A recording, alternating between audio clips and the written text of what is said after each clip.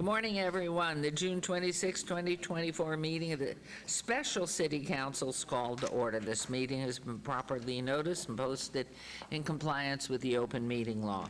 These proceedings are being video recorded as well as presented live on KCLV Cable Channel 2. You may also watch this meeting live on, Apple TV, Roku, Amazon Fire TV, on the Go Vegas app. The City Council meeting, as well as all other KCLV programming, may be viewed on the internet at www.kclv.tv/live.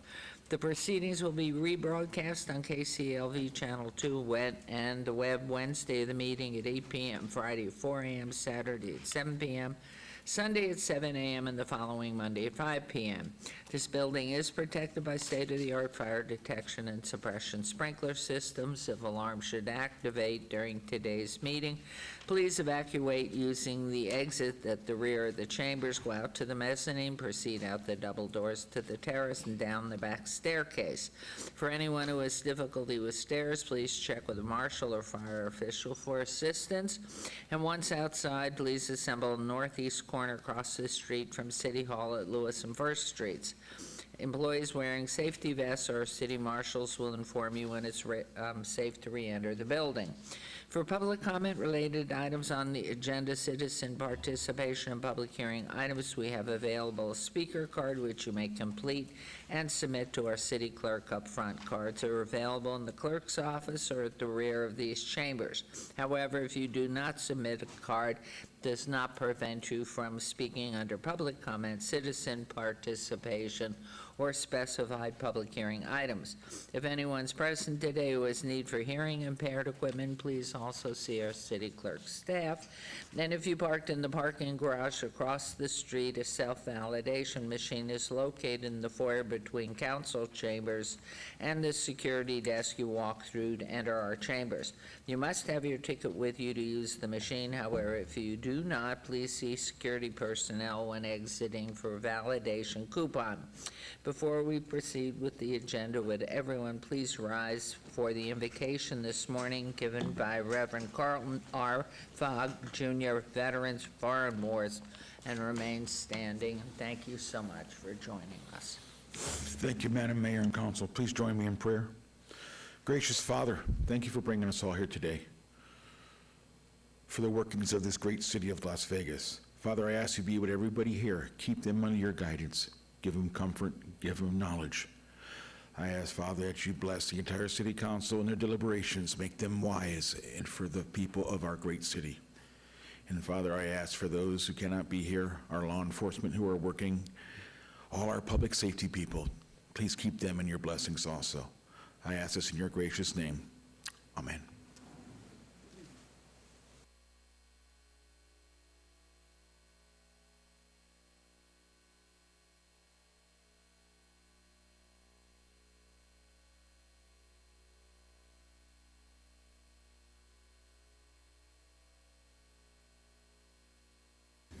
And we'll be coming on down for our ceremonials.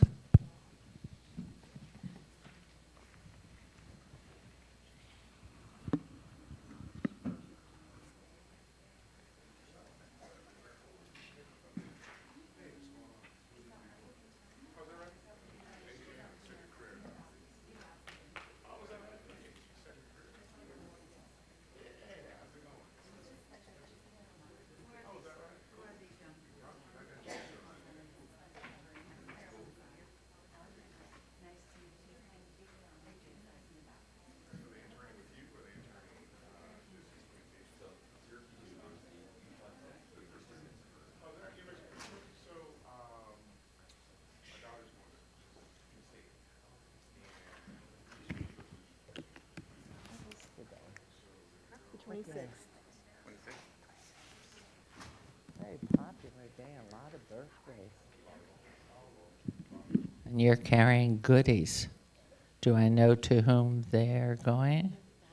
Oh, wonderful. We love it. Okay. Where's the Lone Ranger? He's alone. Our favorite. He is wonderful. I know you have a wife, 2 daughters. You're used to being pampered. And I knew your folks. Oh, no, that's what we're supposed to do to you is make you nervous. But I know we take care of you guys. Okay, this is the ceremonial portion of our city council agenda. And for our first item, I am inviting our Public Works Deputy Director, Matthew Meyer, to join us, please, at the podium. Where is Matthew? Oh, over there. That always confuses me. Wonderful. Our employees, as you know, strive to meet our values of being kind, committed, and smart. They work to build our community to make life better. And one who is so committed and of whom I'm so proud, I announce our Employee of the Month is Grant Strong. Congratulations. Look at that smile. We got him right out of high school. Did we? 22. See, he was a baby then. Anyway, Grant is a heavy equipment operator and has been with the city since 1995. 29 years. We now know how old he is, he said it. Grant's a role model in the streets and sanitation division. His loyal service, dedication, and performance have always served as an amazing example for his colleagues. Not only is he knowledgeable and experienced in his field, he's also always willing to teach others, which is a vital part of getting jobs completed. Through the highs and lows of his career, and I'm sure there weren't too many lows, he's always maintained a great and enthusiastic outlet. You can see it. And this is truly one of our unsung city heroes. He's been a dedicated standard bearer for all of our city values. And Grant, thank you so much for all that you do to serve our community. And we are just so grateful to you and proud of you.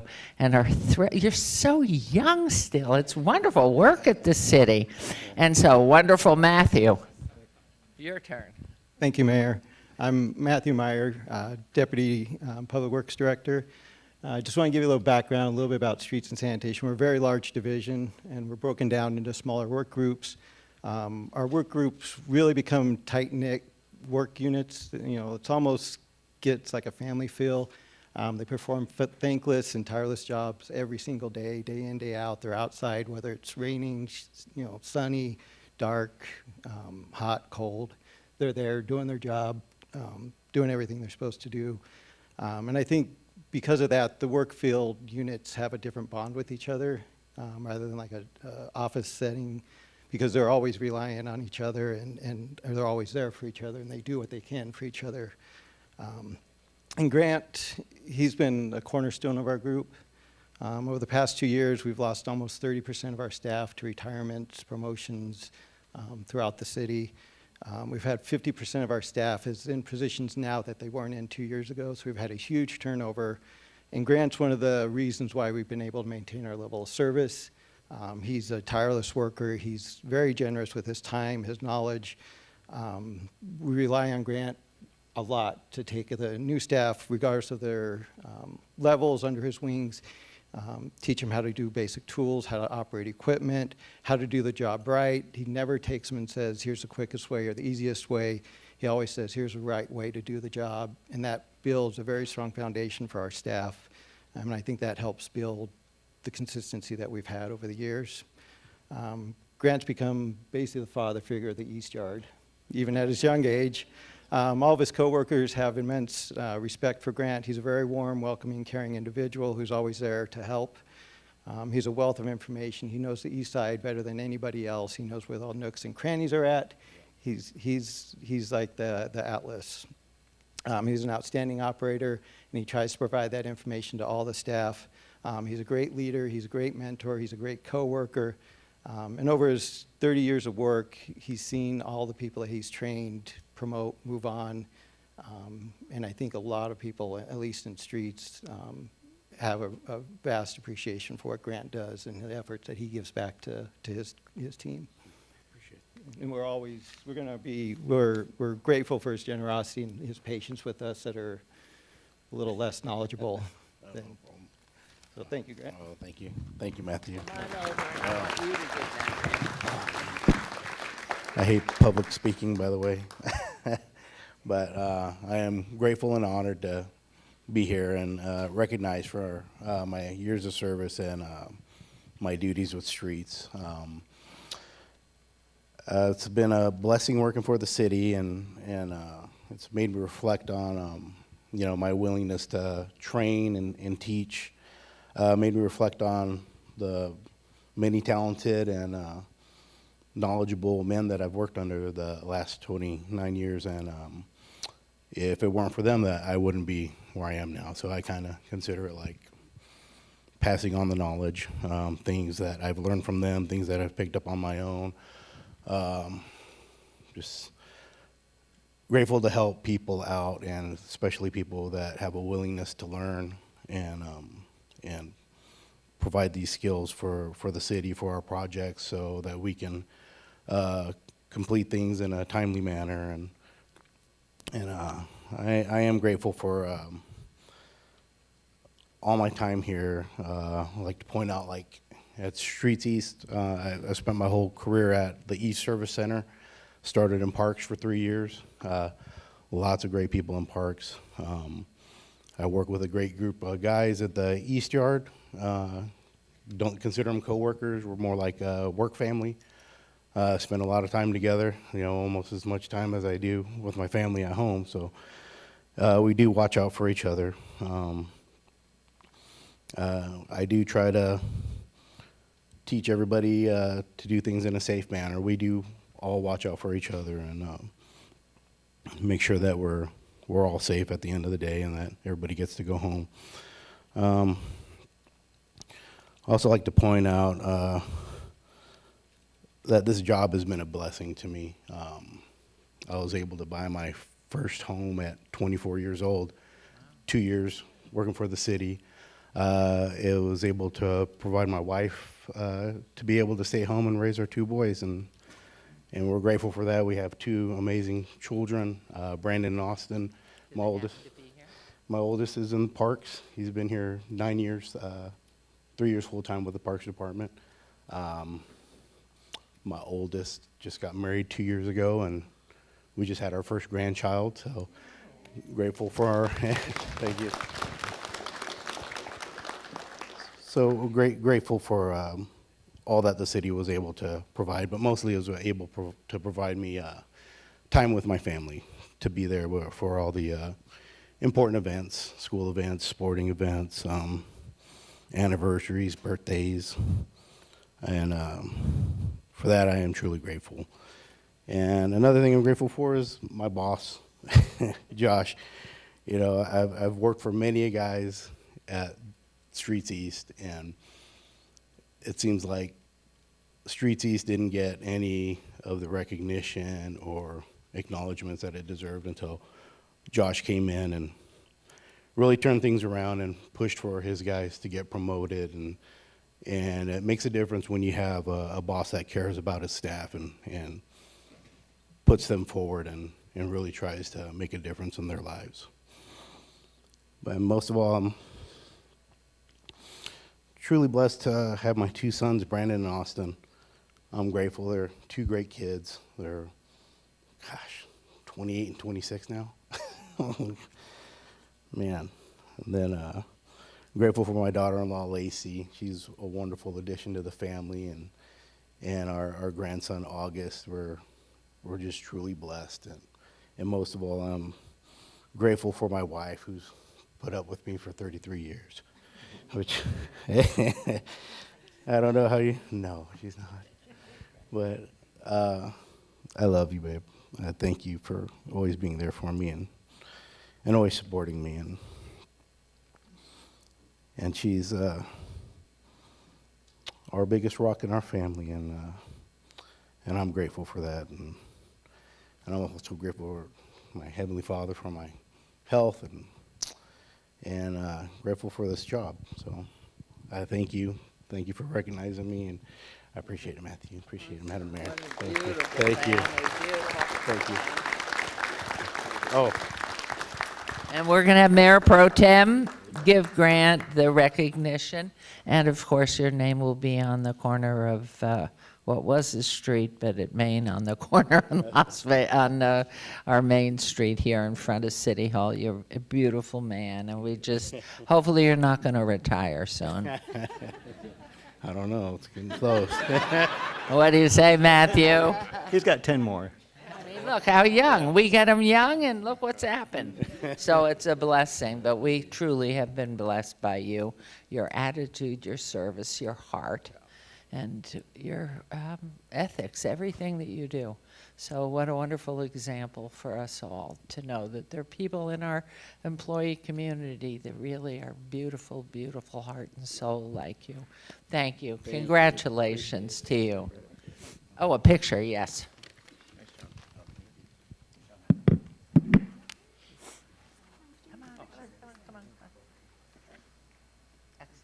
Are we good? Oh, sorry. Come on over. Get over here, buddy. He's so tall. Whoops. All right, we're gonna go in 3, 2, and 1, and I'm gonna take a few more. We'll go in 3, 2, and 1. Thank you guys so Wow, much. wonderful. Wonderful. Okay. I really, this will make it, yeah. You have no idea what a blessing it is to know the employees that we have. They're just remarkable people. And so you want a good life, come to Las Vegas and be part of the family that's beautiful and caring and hardworking and just really so appreciated. So next, our final item of the morning, it is you. Hand it over. Boy, is he tough. Try his children. Thank you very much, Mayor. And just to be expeditious with our time, I'm going to invite the people I'm recognizing, which is basically a good chunk of you right here and a good chunk of you here, Metro and Health District and Code Enforcement folks to come on up. Come on up quickly. Make good use of your time. I'm going to invite Director Seth Floyd up.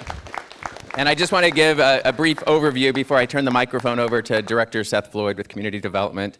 So the reason why I'm recognizing this team here is it's the code enforcement team primarily, but the Las Vegas Metropolitan Police Department and Bolden Area Command and the Southern Nevada Health District, Chris is making his way up here. So this started, I went on a ride along. Come on up. Follow directions, come on.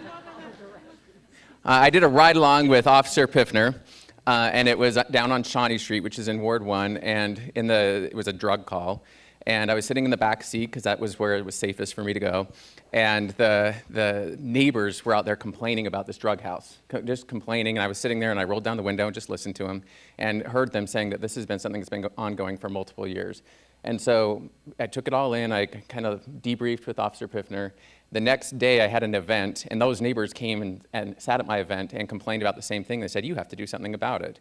So I immediately reached out to Officer Piffner, and I reached out to Bolden Area Command, and I reached out to Eric McCoy, and it was fascinating what happened. And what I want to say, and I'm going to let Director Floyd talk about it, but what happened is my realization that public safety is law enforcement, public safety is our fire and rescue department, public safety is also code enforcement. And so I wanted the community to be aware of how important our code enforcement function is here at the City of Las Vegas, because it was not only changing for me, but it changed that entire neighborhood. It actually saved a neighborhood. And so I'm incredibly impressed with the code enforcement team. And I'm gonna let Director Floyd talk about him, but it's just impressive. And Officer Piffner saved a neighborhood. And Bolden Area Command saved neighborhoods every single day. And just really, really grateful that it's the work that you do behind the scenes that saves neighborhoods and creates neighborhoods. And the Health District had a random role to play in that because they deemed the house a health hazard. And we're able to clear out that house. And if you drive down that street right now, the entire street was saved because of the folks that you see right here. So I'm going to let Director Floyd talk about it, but I'm very grateful and impressed. Thank you, Mayor Pro Tem. A great introduction because my first day on this job, Vicky Ozuna, who was Eric before Eric was Eric, the manager before Eric, I met with my managers the first week and she brought me a mug, and the mug says, Code Enforcement Best Team Ever. And at the time I didn't know that much about code enforcement. I said, well, I don't know if you're the best team ever. We'll see how that plays out. But what I've learned is she was right. Code enforcement has a lot of tools, as the councilman said, that address public safety in some ways that aren't always noticed. And we've got some of our code enforcement team, if you guys would stand up back there, because it really is a team.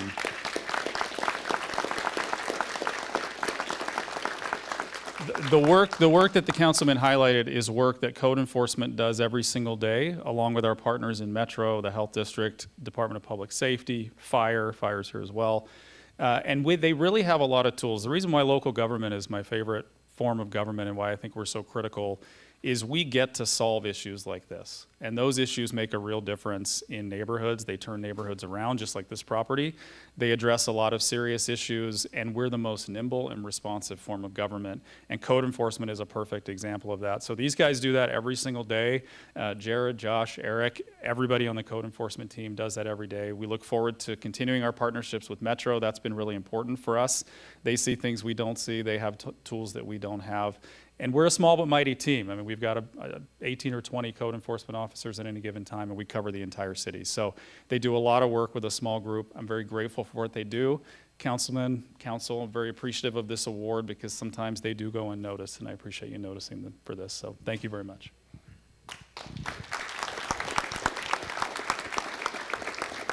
Eric, do you mind just telling everyone kind of how this came about? Because this is one property. There's 100 properties, but this is one property in Ward 1. Do you mind sharing about how this one came about? Because it was fascinating.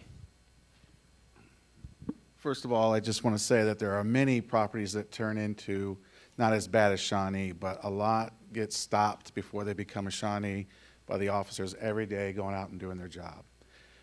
So the short version is that Metro and Code had this problem with this property, us for property maintenance, them for crime. And we got together and we were trying to assist each other in solving both problems at the same time. We had a meeting and this officer explained to us that he had been inside the house at one time, and this was new information for us, and he explained the conditions, how substandard they were inside the house. So normally housing codes for us are to assist renters when landlords don't want to fix things. But in this occasion, we used the housing codes for the building, and using his body cam footage, we used those stills from that to make the inspection of the property. Code has the codes to utilize, but the health department has the experience, and they have the authorization, more or less, to deem something substandard in these conditions. So using our codes, their expertise, and the police's access, we wrapped this into a project where we deemed the house substandard, getting everyone out from inside the house and the backyard. There was water about an inch deep in the house. J-Mac got attacked by a rat while we were in there. They had 5 panini makers, which I still don't understand. And pretty much everything came together, and we resolved the issue by getting the problem out of the house and out of the neighborhood. And if you go on Zillow and you look at the house now, it is not the same house. It's magnificent. Thank you.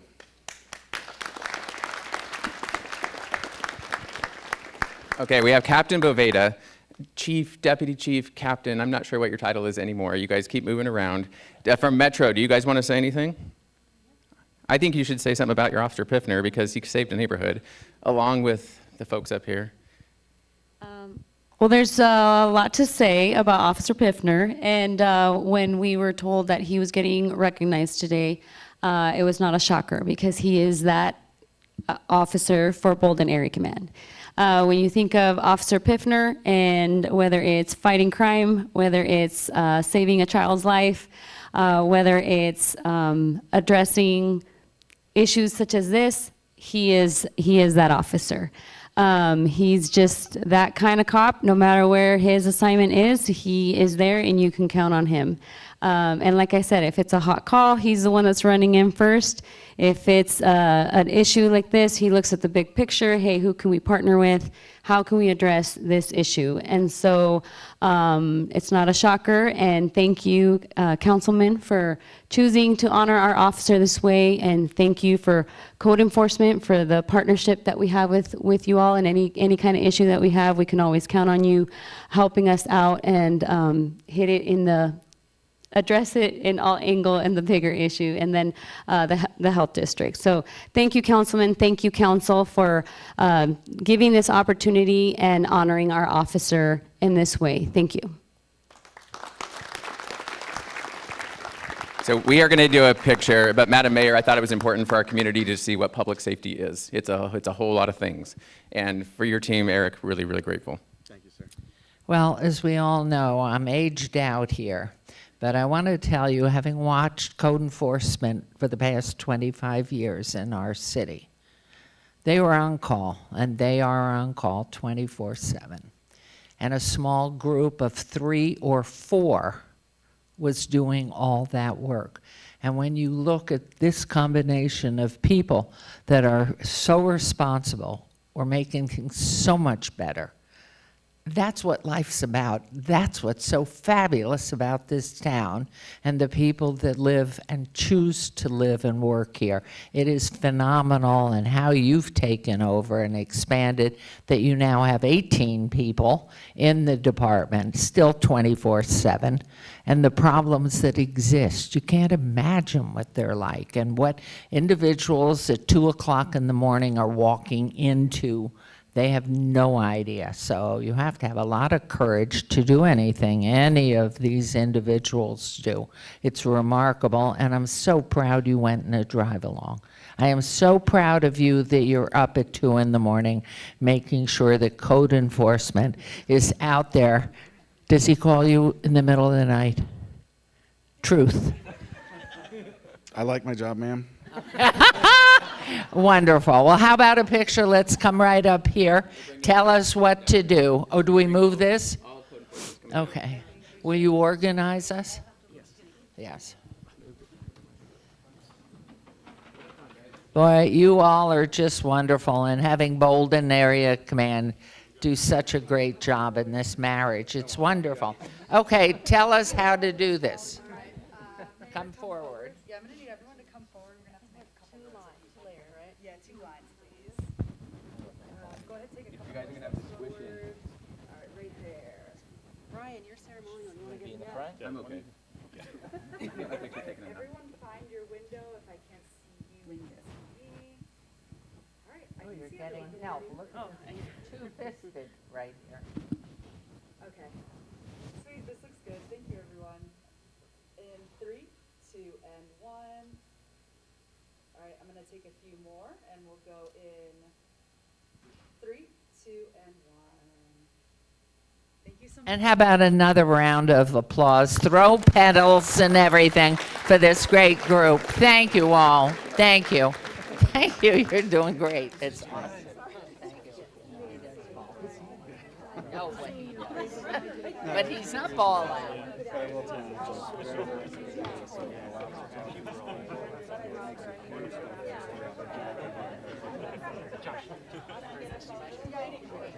I'm sure. We don't have enough. No. That was the deal behind it. Thank you. You're a hot commodity in Ward 3. We are everywhere. 1, 3, and 5. There's not enough time. Can we grab a photo with you? That's all right. Hi, Mayor. Hi. Thank you for all your. Okay. Everything you do. Sure. The city does pay me handsomely. Don't forget and don't retire. Great. Thank you. Thank you. Oscar had showgirls. I'd rather have showmen. Anytime. Put us in an outfit. Thank you. Blazing Star. David, can I give you this? May I give you this? Thank you so much.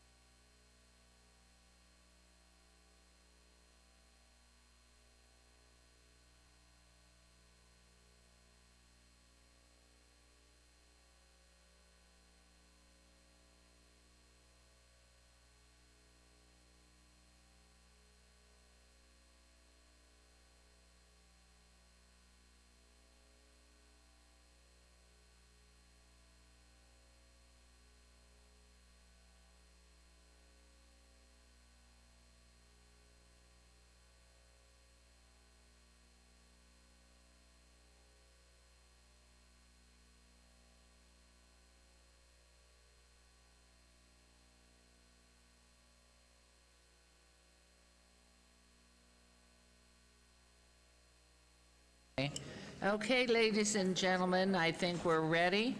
And we're going to go ahead. So here we go. We're on agenda item number 7.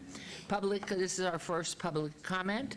Public comment during this portion of the agenda must be limited to matters on the agenda for action. The amount of time any single speaker may be limited. All comments will be cross-referenced to those specific items on the agenda.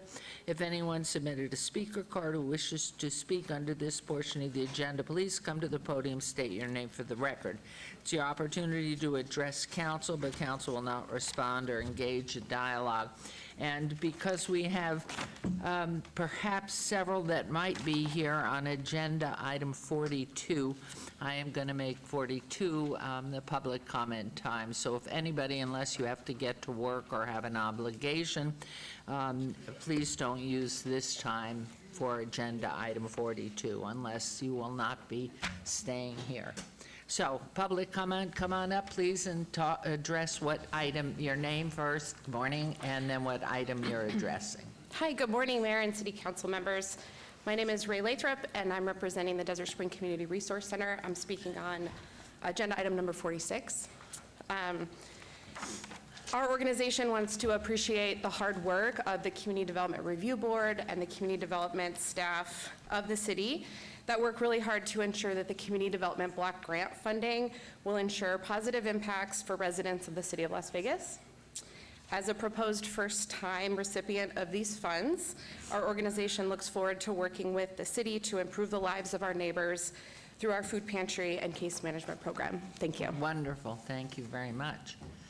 Anyone else, please come forward, state your name for the record, and again, the item you're addressing. My name is Ron Aiken. I'm here to address item number 27. I want to say thank you to the city, Councilwoman Seaman and Mayor Goodman for helping us expand out the needs of the aquatic community. Okay. It's been over 20 years since there's been a new pool built in Las Vegas, and you guys have done a great job along with Parks and Recreation to see those needs, and we are very happy to move forward with agenda item number 27. And wonderful. Also to announce the fact that the city of Las Vegas now has 4 new Olympians going to 2024 Paris. Bravo. And this city culture, I believe, has done a great job of helping us get there and supporting aquatics. And we are the leading city in the country for swimming. Wonderful. Bravo. And our sandpipers. Wonderful. Madam Mayor, can you name the Olympians? Would you know their names? No. Okay. Let's bring Rob, I know, but I want Rob. Okay. You want to tell us, Councilwoman said, Our please, four current athletes that will be heading off to the Olympics is Katie Grimes. She's a 2-time Olympian now. First-time Olympian Claire Weinstein. She is 17 years old. Katie is 18 years old.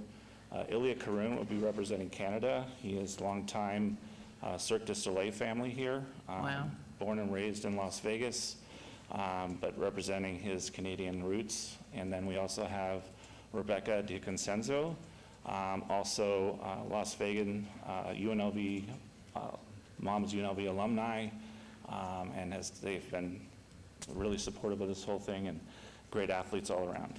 Wonderful, wonderful. Thank you. Okay, anyone else with public comment?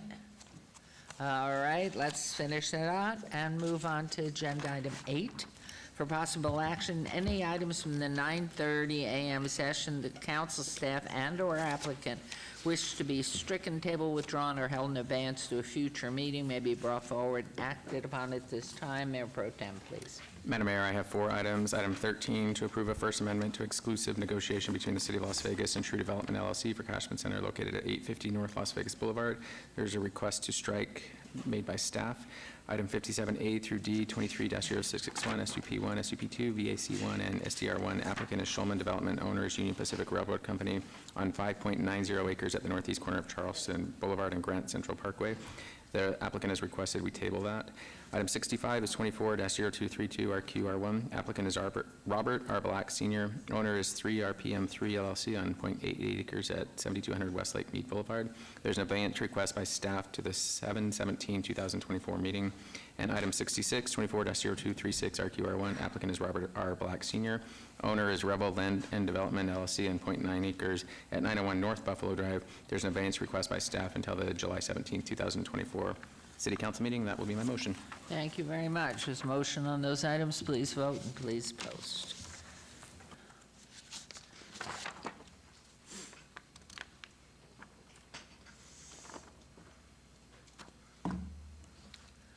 The motion carries on my screen. That's enough. I've got that. All of us have it. We'll move on to agenda item 9 for possible action to approve the final minutes by reference to the May 15, 2024 regular city council meeting. Mayor Pro Tem, may I have a motion to approve the minutes, please? Move to approve. There's a motion to approve those minutes. Please vote and please post. That motion carries. Thank you very much. What I'd like to do at this point is pull forward agenda item, is it 68? 60. Which one? 60. Agenda item 60, so we can let some very important people get back to work. And that agenda item 60, which I will read if I can get to it. Okay. This is 240090, applicant owner Opportunity Village on the following land use entitlement project request on 17.49 acres on the east side of Tom Boulevard between Rome Boulevard and Deer Springs Way in Ward 6 with Councilwoman Bruni. And A is 240090, CON1 rezoning from RE Residence Estate to CV Civic, 4.99 acres, and 60B 24090 SDR1 site development plan review for a proposed 121,705 square foot social services campus, including a one-story 90-unit multifamily residential complex, a one-story 14,040 square foot retail building, and a one-story 13,200 square foot multi-purpose building, a one-story 8,678 square foot private clubhouse, and a park. And so I'm going to turn this over to you, Councilwoman Bruni, because I know you have some comments, and step right up to the center podium. Thank you, Mayor, and thank you for the indulgence. I know this item is on the one motion, one vote, but I wanted to pull it just so our public is aware of the incredible resource coming to the Northwest. We're very excited to have Opportunity Village and some residential housing for folks with different abilities in the Northwest. I know a lot of the current resources and facilities are located more in the Southwest, and so our neighbors are anxiously looking forward to you opening your doors, and you've been great partners. I know this project was a long time in the making. I know we've had a lot of discussions about traffic, and I just want to publicly thank you for being great partners and working with the city and the neighbors and trying to find some measures that mitigate the traffic, which is being caused by Costco's popularity. So I'd love for you to say a few words, but again, I just want our neighbors to know that this incredible project, which will serve many of our neighbors in the Northwest, is coming to Ward 6. So thank you for choosing to be in our neighborhood. And let's, if we could, let's introduce, if you would do the formalities, please. All right, good morning. Peter Lowenstein, Deputy Director of Community Development, for the record. As far as the staff report, we find the proposed rezoning to the Civic Zoning District and the development of a whole conforms to the general plan. The proposed residential village supports the goals of the 2050 master plan, increases housing choices for all income levels near existing and new employment centers, and services the needs of vulnerable members of the community by providing supportive housing, skill training, and employment support to the residents. And the development is consistent with the Title 19 and meets the residential adjacent standards. Deviations from zoning code provisions related to urban landscaping are minor and do not have negative effects on the compatible development with adjacent commercial and Residential Development, and staff is recommending approval of the rezoning and the site development plan review. Thank you. Thank you, Mr. Lowenstein. Please welcome, take a microphone, each of you with the little red button on, and introduce your beautiful selves to us all, please. You're on. Thank you. I just kind of overwhelmed right now because it's such a huge project for Opportunity Village and for us to reach this point. And You have to say your name. Oh, I'm sorry. As many Bob Brown. times. My address? 4652 North TP Lane. And you are? Lucy Stewart, Thank you very much. And your role, What's your please? address? 1930 Village Center Circle, And your roles are, please? I'm the President and CEO of Opportunity Village. and I'm a board member. Thank you. Thank you. Thank you for pulling this and giving us the spotlight, because I think that you'll find that this will be one of the most amazing communities in Las Vegas. It will surprise you. It will overwhelm you. It will put a huge heartbeat in Las Vegas that will never stop beating. So, Beautiful. thank you. Thank you very much. So even though this is on the consent agenda, Mr. Attorney, can we go ahead and just make a motion and approve it separately? Yes, ma'am, I believe it's on one motion, one vote, but you pulled it forward, so go ahead and vote on it separately, and then we'll just remember not to double vote on it later. Thank you. Thank you very much. Excuse me, Councilwoman Madam Mayor. Bernie, please. Thank you, For the Mayor. motion, as it is on the one motion, one vote, it is a potential discussion item. I say to open up public comment and then close comment before motion. To do the public hearing? Okay. This is then a public hearing, because we've pulled it forward out of public hearing. Thank you, Mr. Lowenstein. Is there anyone that would like to make comments or has a problem? City Attorney. Or no problem? All right, I'll close public hearing. Thank you. I just want to make a quick comment.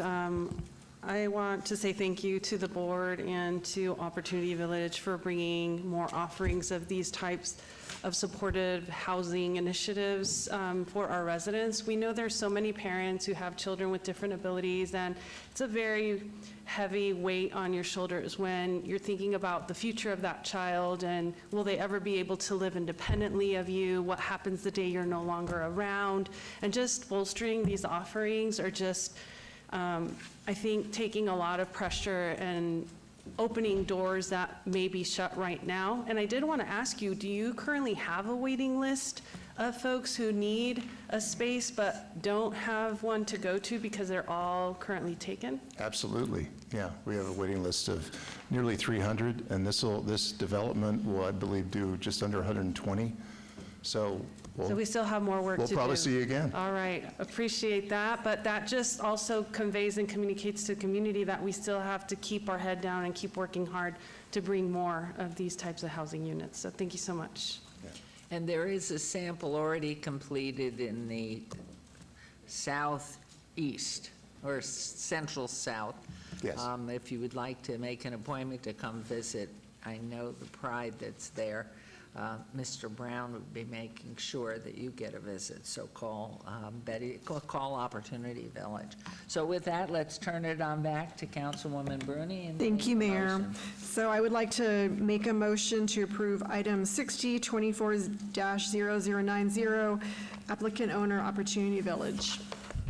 Thank you, and that's 60A and B as well. Thank you. Please vote and please post. Have a lovely day and a Thank you very wonderful much. weekend. Thank you. Keep going. Thank you. Okay, now we'll move to agenda item 10.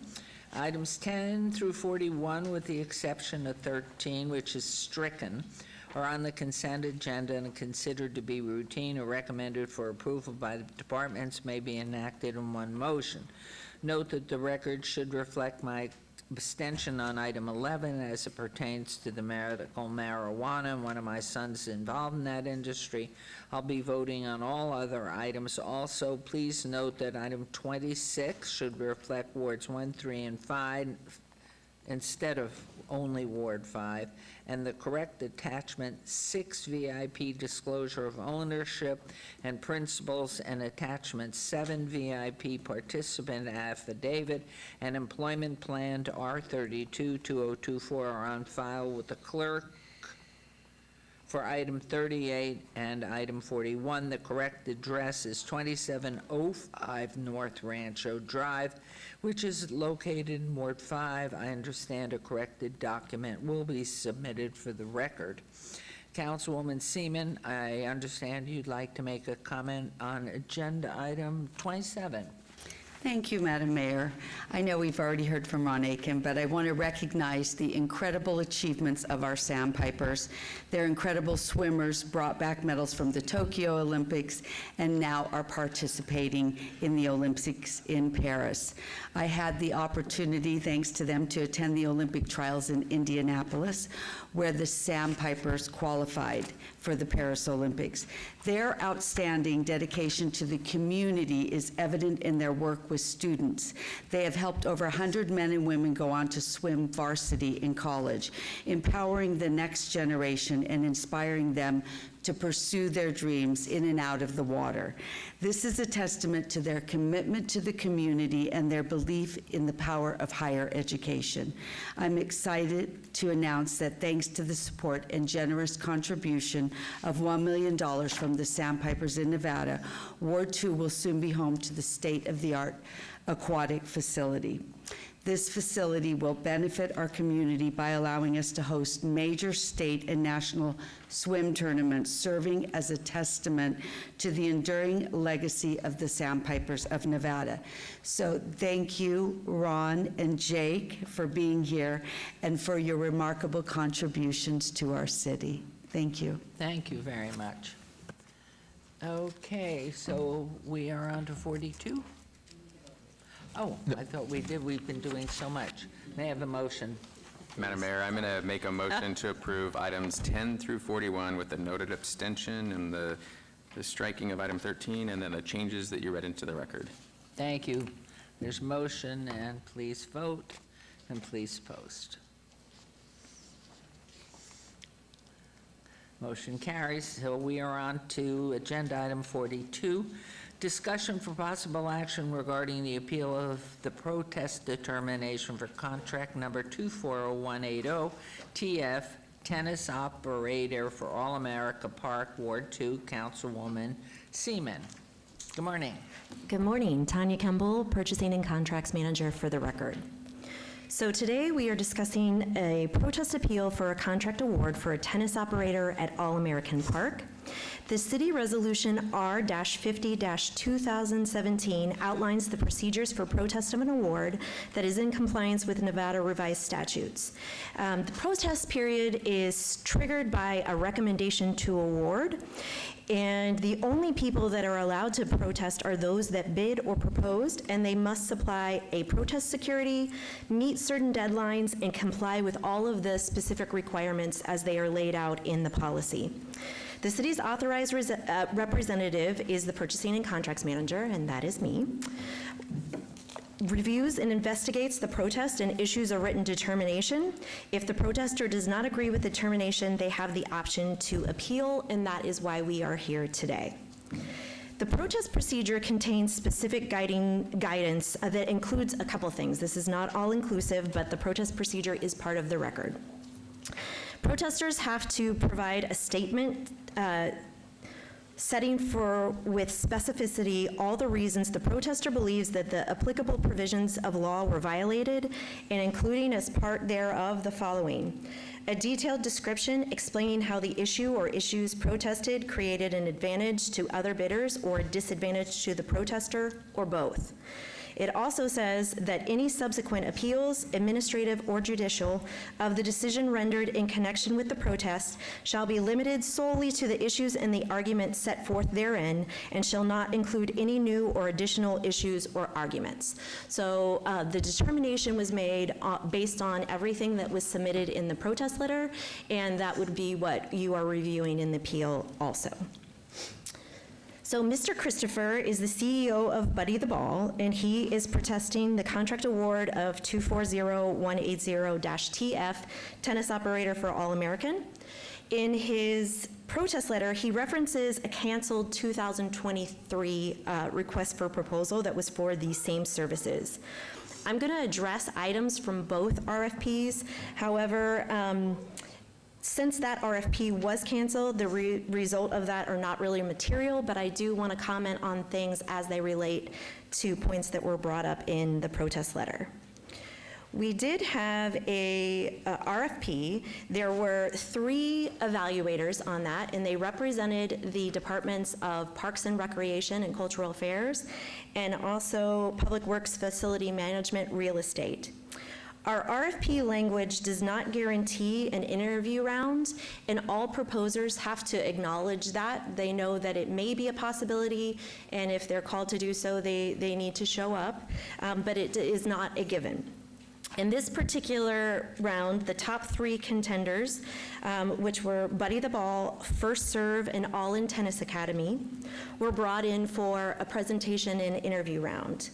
At that point in time, First Serve withdrew their proposal, and so that left the top 2 contenders as Buddy the Ball and All In Tennis. The evaluators voted unanimously to make a recommendation to award to Buddy the Ball, and that was issued on November 15th, 2023. The RTA is not only the trigger to the protest period, but it's also a notification to internal stakeholders that we have made a recommendation to award. Purchasing and contracts strives very hard to get all of the feedback and any comments, any desires into a contract before we put it out to RFP, but it does happen from time to time that things are overlooked, and concerns about a contract are brought forward after we've already completed an evaluation and an RTA is made. In this particular instance, we were replacing an older contract that had been in place for at least 10 years. And in that time, we took the rental agreement amounts from that, and they hadn't really been investigated or updated since that time. So this, I should make the distinction too. Unlike other purchasing and contracts, we are not actually paying someone for their services. The agreement is there is a flat rental fee plus a percentage of gross revenue for the privilege of operating our facility and providing services to our wonderful community. It originally started out as $800 a month with 1% of the gross revenue, and after further review, it made sense to increase that, and we increased that to $1,000 a month with 2% of the gross revenue.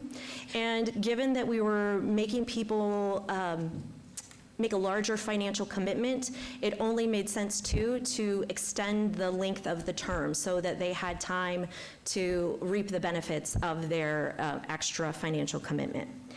When we make changes like that, they are specifically called material changes, and we follow best practice, which is to cancel the RFP at that point in time, because any material changes can impact the way people proposed and who might propose, and in fact, that is what happened here. There were 2 people from the first RFP that declined to propose the second time, and we did pick up a brand new firm that proposed in the second RFP that did not propose in the first RFP. So the decision to cancel the RFP was made, and all proposers were notified about that on November 21st. All proposers are also supposed to acknowledge that this can happen. The city can choose not to award any contract. They can choose to cancel and reissue upon our discretion. And I want to make the distinction that a recommendation to award a contract is only that, and this is also a statement that gets acknowledged by all proposers.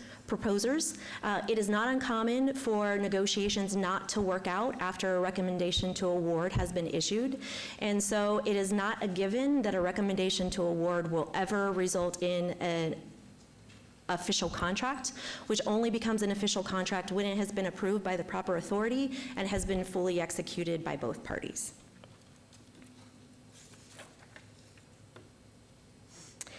There are a couple items that were outlined in the protest letter that I want to highlight here.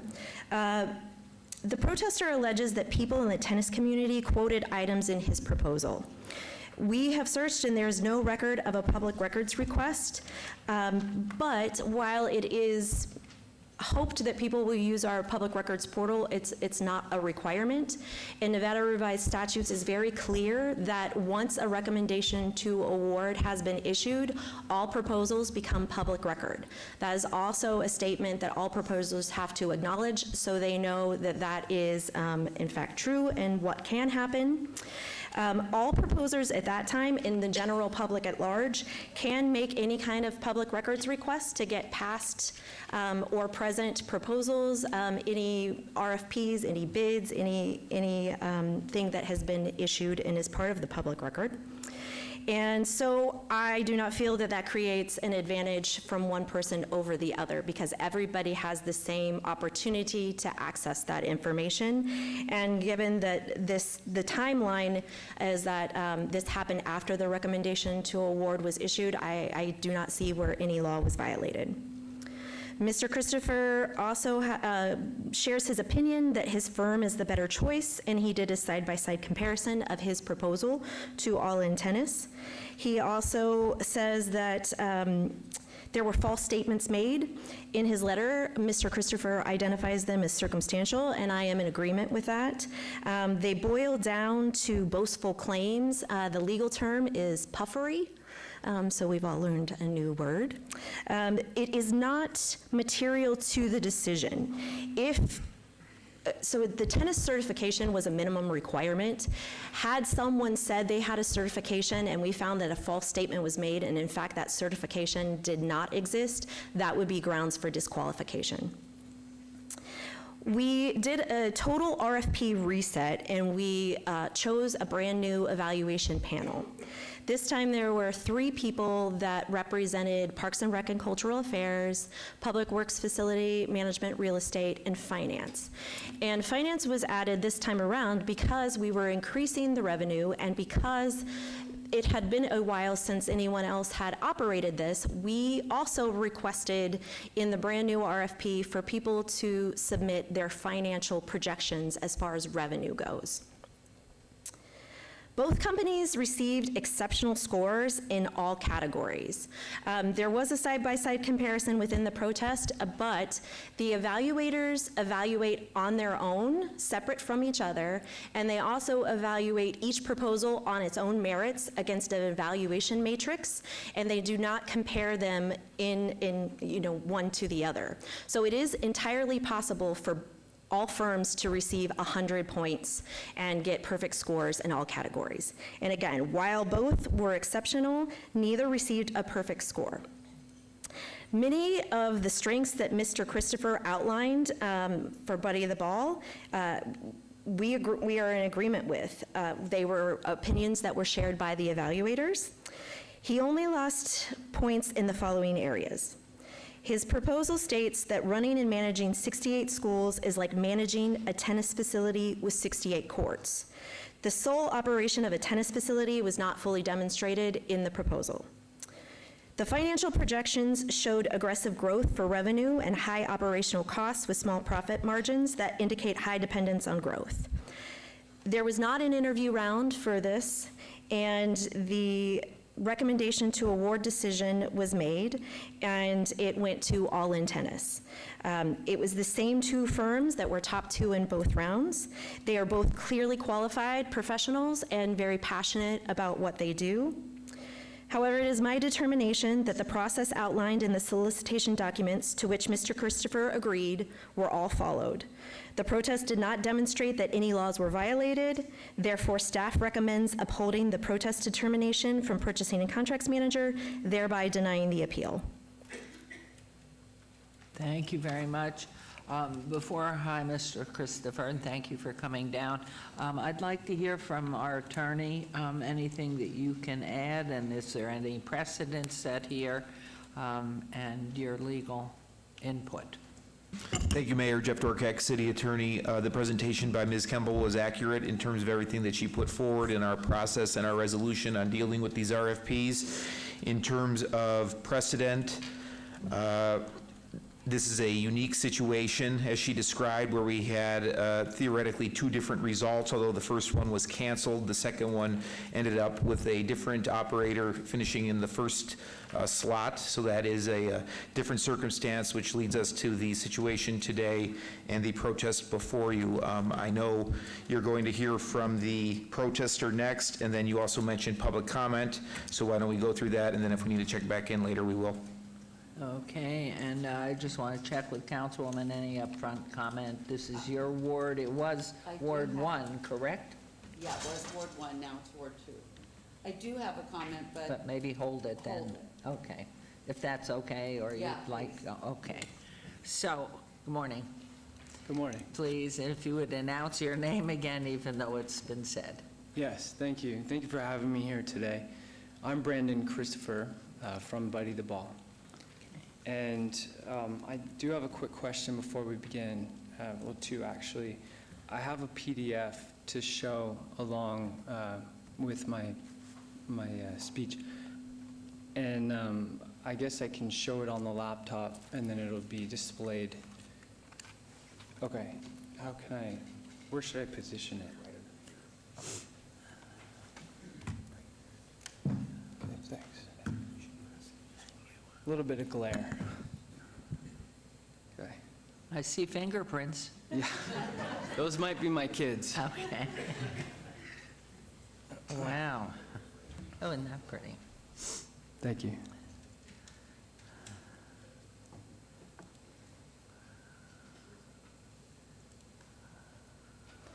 And then secondly, I've emailed you guys copies of the appeal, but I brought copies for reference in case you guys want them now. Okay, so you can give it to the clerk, Miss Jackie, if you'd go get them. Thank you.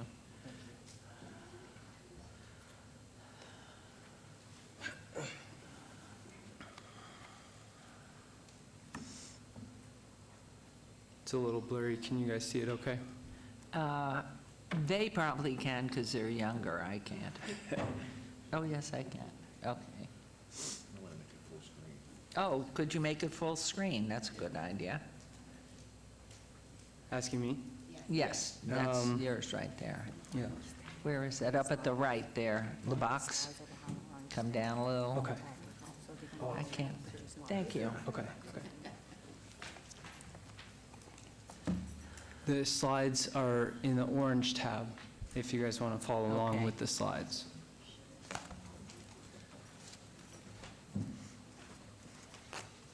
Okay.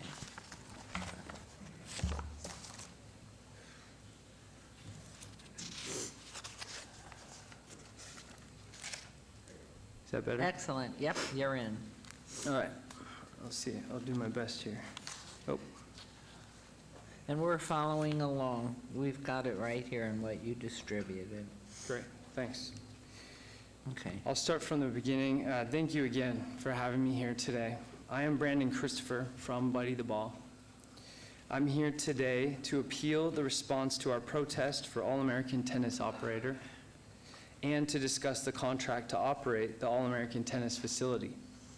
Initially, Buddy the Ball was recommended for award for this contract. The RFP was canceled and reissued. Currently, the contract has been recommended for award to All In Tennis Academy. I want to be clear that I am asking the City Council to vote no on business item 43 on today's agenda, which would award them for the contract for the All-American Tennis Center. I hope you've had time to review our appeal and updated information that I emailed to your offices. It's 67 pages long. You guys have it now. So I won't go into every detail today. I do have a condensed presentation, however, and here's what I'm going to cover. First, the RFP process has departed from the norm of how RFPs are typically recommended, awarded, and negotiated. I'm going to show you an example of what's typical for the RFP process, and then I'm going to contrast that with how our RFP was handled. Next, I'm going to lay out how the All-In Tennis Academy proposal doesn't meet the award criteria based on the evaluation matrix issued by the city in the new RFP, and why Buddy the Ball does meet the criteria. Lastly, I'm going to show you how the response to our protest was inadequate.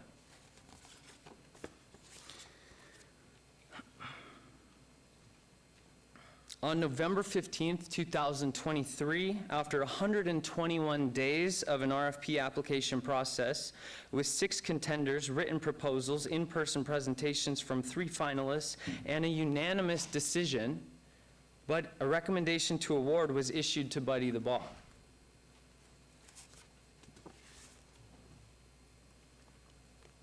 But within 5 business days, the entire RFP was canceled. It was canceled via email with notice to all of the contenders. No explanation was given at first. When we were finally given a reason from follow-up phone calls and emails, it was because material changes to the terms needed to be made. Here's the background. There were 2 lots associated with this RFP. Lot A, All-American Tennis, and Lot B, Lorenzi Park Tennis. Same contract terms, released to the public officers at the same time. There were changes in terms to both Lot A and Lot B from the original RFP. These changes were the same subject matter about the contract term length. Lot B, Lorenzi, went through the typical RFP process whereby the city negotiated the contract term length, they agreed upon it, and the contract was signed. Now compare this to Lot A. Rather than being given the chance to negotiate, accept the new terms, our entire RFP was canceled and reissued. You're probably asking yourself, was there something substantial that changed the requirements in Lot A to be canceled and not Lot B? The answer is no. In the 67-page appeal, we have laid out the specifics for your reference. So what are the changes in the revised All-American RFP? Here are the material changes. $200 more and 1 extra % of gross revenue in rent per month. Extension from 3-year contract to a 5-year contract. At no point in time did Buddy the Ball refuse to comply with these changes. In fact, on November 22nd, 2023, I sent an email expressing to purchasing and contracts that we were willing to meet them and fully cooperate with any new terms. Again, these changes were a little bit more rent money and a longer contract term. That's it.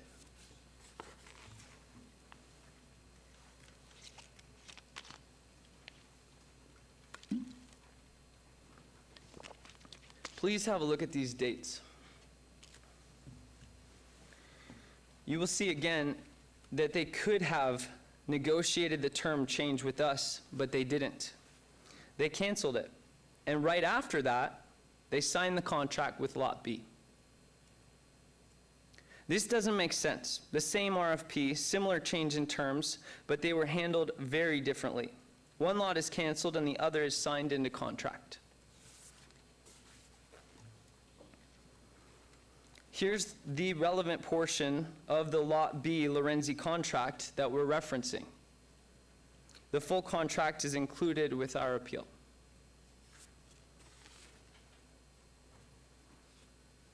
I sent an email November 22nd, the day after the cancellation.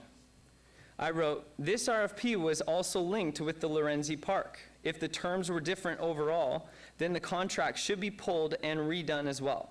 People would have surely applied differently to include that facility too. Not to stir the pot too much, but if the terms need to change for us to put down a deposit or anything else, that's fine. I can certainly work to meet the city's needs. It seems like this can be wrapped up here and done nicely and easily if the person already awarded is willing to cooperate with any needed changes. There was never any reply back to my email. One lot needs revised terms, so they change them and sign a contract. Our lot needs revised terms, so they cancel the entire RFP. This shows clear bias. So we did the new RFP, and we submitted our new proposal. Oddly, the second time around, no one was asked to present. Instead, All In Tennis was recommended for award, who, by the way, got third place the first time around. Now, did All In Tennis do something to jump from third to first? Let's take a look.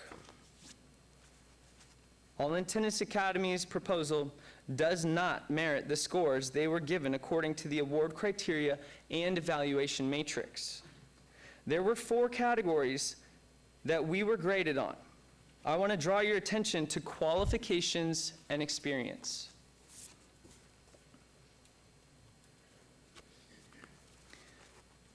What is the award criteria for qualifications and experience? Describe the offeror's experience in providing operation of a sports complex similar in size and scope. A brief history and number of years in operation, and demonstrate how you are currently impacting the community.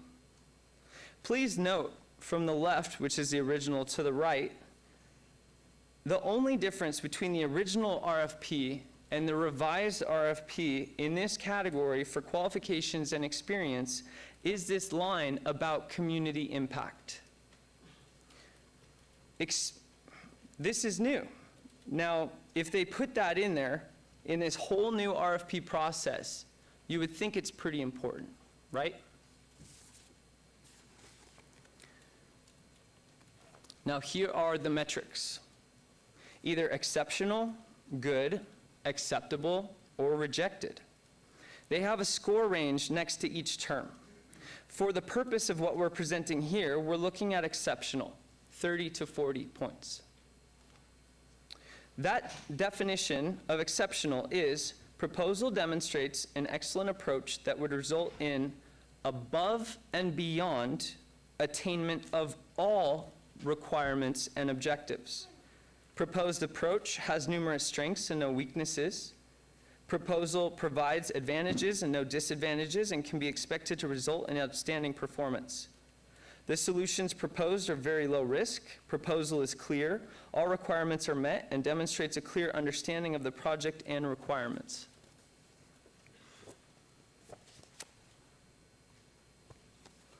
If you go through the All In Tennis Academy written proposal, you will find they did not include a section on how they are currently impacting the community. Now track with me here. It was important enough to require in the new RFP a section for current impact on the community. I want to highlight that All In Tennis Academy's proposal does not even have a section for current impact on the community. Moreover, they do not demonstrate operation of a sports complex. In their proposal, they say they utilize 8 courts. They do not run the facility. They do not own the courts. The courts are owned by the HOA at Spanish Trail Country Club. The tennis director and the adult director are not associated with All In Tennis in any way. Their proposal shows that they run tennis training on tennis courts in the Spanish Trail HOA. Contrary to the award criteria, they do not in any way, shape, or form run that facility or any other tennis facility, and therefore don't meet the requirement.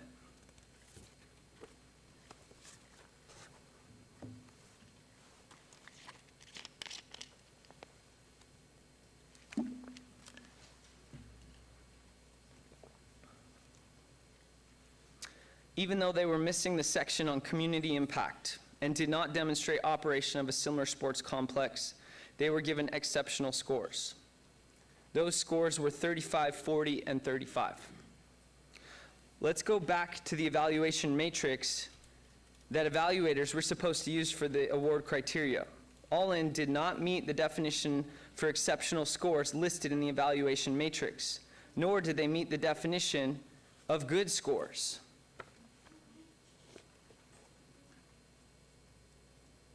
Above and beyond attainment of all requirements and objectives. The fact of the matter is that they needed exceptional scores to beat us. And they didn't even meet the definition of good scores. We lay that out in our appeal.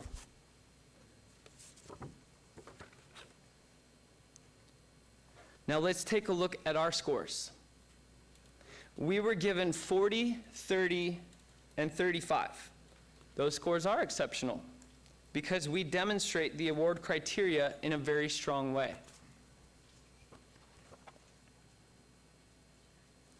You see Buddy the Ball here in the original scoring evaluations on top. First Serve, who apparently withdrew, still finished in second place above All In Tennis Academy, who finished in third place. This here is an excerpt from our written proposal. This is our community impact in addition to our tennis program. The establishment of a foundation, the Bounce Big Foundation, mascot appearances, joint events, Make-A-Wish Foundation Fun Run, Inspiring Children's Foundation Bryan Brothers Kids Day, World Team Tennis at the Orleans Casino and Hotel, Tivoli Village Farmers Market showcases, school visits, the production of official tennis team uniforms for several local high schools, and so on.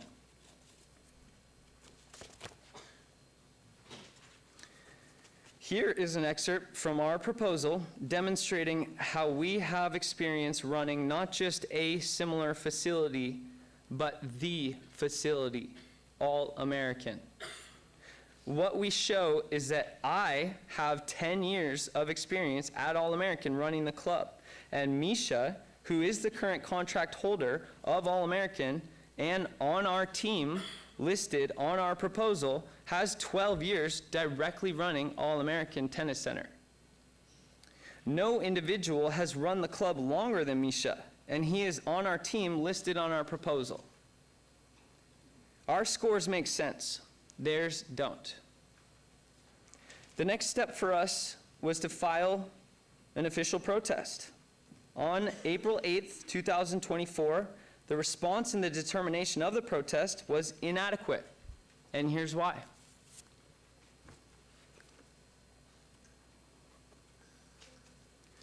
This is the last thing I want to cover here. Here are the items in the response to our protest. 1, an explanation that we received a score deduction for lack of experience in sole operation of an actual facility was not fully demonstrated. It's apparent to me that our protest and our written proposal must not have been fully read, because we thoroughly demonstrate that both myself and Misha have run not just any facility, but the All-American facility over the past 12 years collectively. It is clearly demonstrated in our proposal and protest. The response argument is baseless. However, you could apply that logic to All In Tennis Academy's proposal, and they should be deducted points because they didn't demonstrate running a facility whatsoever. Second, our concerns are not addressed about the missing community impact in All In Tennis Academy's proposal, which, by the way, is one of only 3 award criteria for qualifications and experience.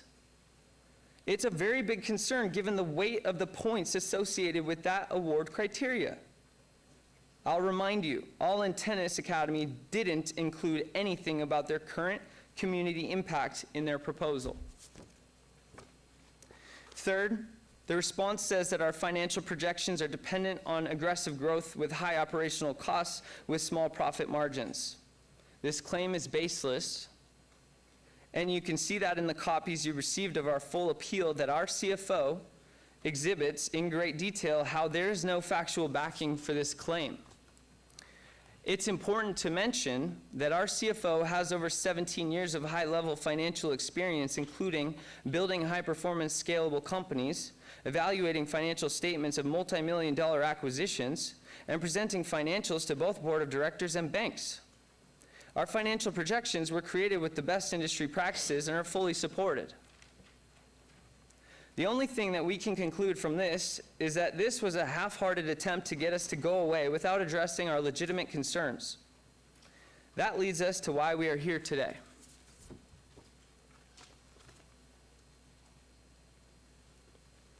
So here's the story from start to finish. The initial RFP is released, and Buddy the Ball is unanimously recommended for award. All In Tennis gets third place. 5 days later, the whole RFP for All-American Tennis Center is canceled. The cancellation did not need to happen. In fact, the cancellation was outside of the typical RFP process to cancel the RFP. We demonstrate that by comparing Lot A and Lot B. Then, a new RFP was issued, and quickly, without candidate presentations, All In Tennis is previously third place, jumps to first place. When we dive into the scores, it is very clear that they do not deserve the scores they receive. We file a protest addressing our concerns. The response to our protest doesn't even address our concerns or answer the questions we bring up. So we're here today. In conclusion, we deserve the same opportunity to accept the negotiated terms and sign the contract the same way it was done for Lot B, Lorenzi. Our request is that the City Council vote no on business item 43 on today's agenda and do not award All In Tennis Academy the contract. Instead, I propose that a motion be made for the City Council to vote today to award Buddy the Ball the contract for All-American Tennis Operator. This is the only fair and just remedy. Thank you for your time. Thank you for your presentation. I'm going to open public comment at this time, but Mr. Attorney is appropriate at that time. Yeah, it's good for public comment right now. I was going to check with the city staff. Tanya, did you have anything to follow up with at this point or no? Or Dimitri, you want to? Whoever wants to come up. Yeah, why don't we take staff on a reply and then we can open to public comment. Wonderful. Thank you. Please, and you can have a seat. Just sit up front here, and from our city staff will hear. Thank you. Good morning, Mayor. Good morning, Mayor, Council. Dimitri Delakas, Chief Deputy City Attorney for the City of Las Vegas. I just want to briefly make a reply to some of the comments that Mr. Christopher stated in his presentation.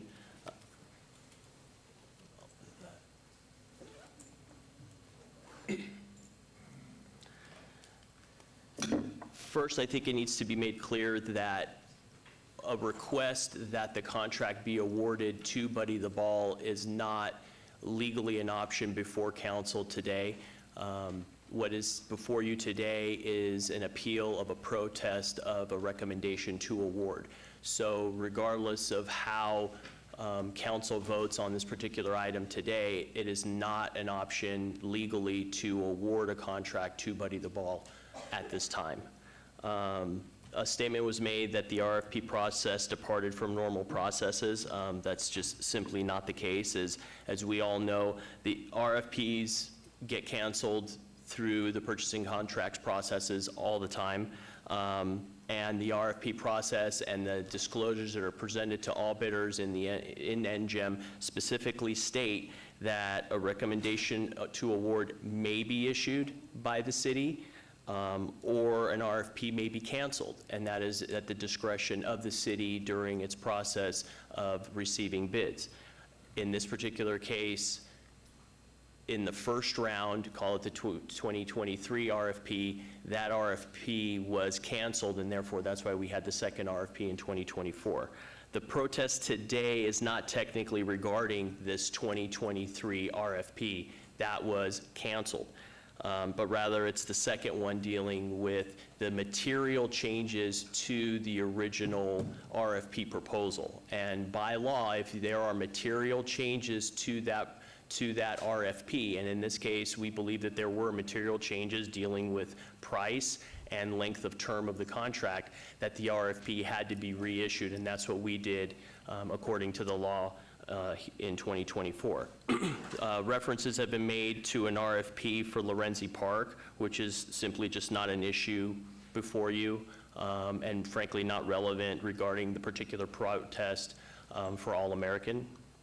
The evaluator scoring was discussed in length by Mr. Christopher, but Of course, the evaluators are there to use their own understanding, their own experience, and their own guidance in order to score, and it's not necessarily the purchasing and contracts manager's job to second guess them. That's why they're independent evaluators, and there is some subjectivity in their scoring matrices and how they score the various bidders. As you will see, that was, I think, briefly presented by Mr. Christopher. The scoring, he himself in his protest stated that the scoring differences were not substantial. As you will see from the numbers presented, just to keep focused on All in Tennis's scoring matrix by the evaluators and Buddy the Ball's scoring matrix by the various evaluators, the scoring is frankly close. I don't think there's any dispute in that. But the differences are what the differences are and how the evaluators made those determinations. Again, just to reiterate, where we should be looking at and what the statute under NRS 332 states is there has to be a showing by the applicable provisions of that certain applicable provisions of the law were violated. And we don't feel that any applicable provisions of the law were violated in this particular circumstance. Thank you. Thank you very much. And Mayor, if I might just quickly to Mr. Delacus, just for the record and the council's sake, in terms of process between the canceled RFP, which was the first one, and the second one, I believe the only process difference was the interviews in person with the evaluators. Is that correct? Beyond the material? I believe so. In the first RFP process, there was a sort of presentation and interview process. In the second round or the second RFP, there was no interview process. And then obviously, like you mentioned, the material changes which required the cancellation from the first one and then the release of the second RFP. Correct. Thank you. Okay, thank you. Tanya Kemble, Purchasing and Contracts Manager, for the record. I just had a couple follow-up comments as well. When it was canceled, Mr. Christopher indicated that no reason was given. I did give a reason, which is that there were material changes. However, I could not, and I did explain this fact, go into specifics because to do so would give him an unfair advantage over any other future proposers in knowing exactly what was going to change. So I did let everyone know that contacted me about next steps to look at NGEM, which is where we post all of our RFP and bids, and that when it was released, I would let them all know, which I did as a courtesy. They were on the invitation, but I personally let everybody know that it was out there, and it was very clear what changed in the criteria evaluation and the scoring, the material changes to the contract, all of that. Certain things weren't maybe responded to from the protest letter, and part of it is, as Mr. Delacus explained, I can't second guess what our evaluators do or defend their scoring. However, it does say in the RFP instructions, and again, everybody agrees to this, that the contract resulting from the RFP will be awarded to the responding offeror whose proposal has been determined in the sole judgment of the city to be responsive to the requirements of the RFP as set forth in the solicitation documents and to provide the most advantageous proposal offer in its best interest. And while Mr. Christopher's opinions are very respectfully taken, it is the sole discretion of the city. Thank you. Okay, thank you very much. Then let's go ahead, public comment. So anyone who wishes to make comment on this agenda item, please come forward, state your name for the record. And if you, well, let's just go ahead with that. This is our poster child for I our can junior understand program. why. I've been watching My him. name is Philip Ivy. I play the volleyball mansion. I'm going to be president of the United States. Okay, we need a good president. Wonderful. Cute. And the volleyball inspires greatness. Good morning. Good morning. Hi, my name is Jason Harita, manager of the All-American Tennis Club, the club in question. We first opened our doors to the Las Vegas community in October of 2011 with the intention of making tennis affordable and accessible to the community. to help develop junior tennis players as well as adult tennis players, and to help grow this great game of ours. Brandon Christopher, along with his Buddy the Ball team, is the right choice to continue what we started. I've known Brandon, luckily, for several years now, and have found him to embody all the qualities that a good manager and leader should have to run an exceptional tennis club.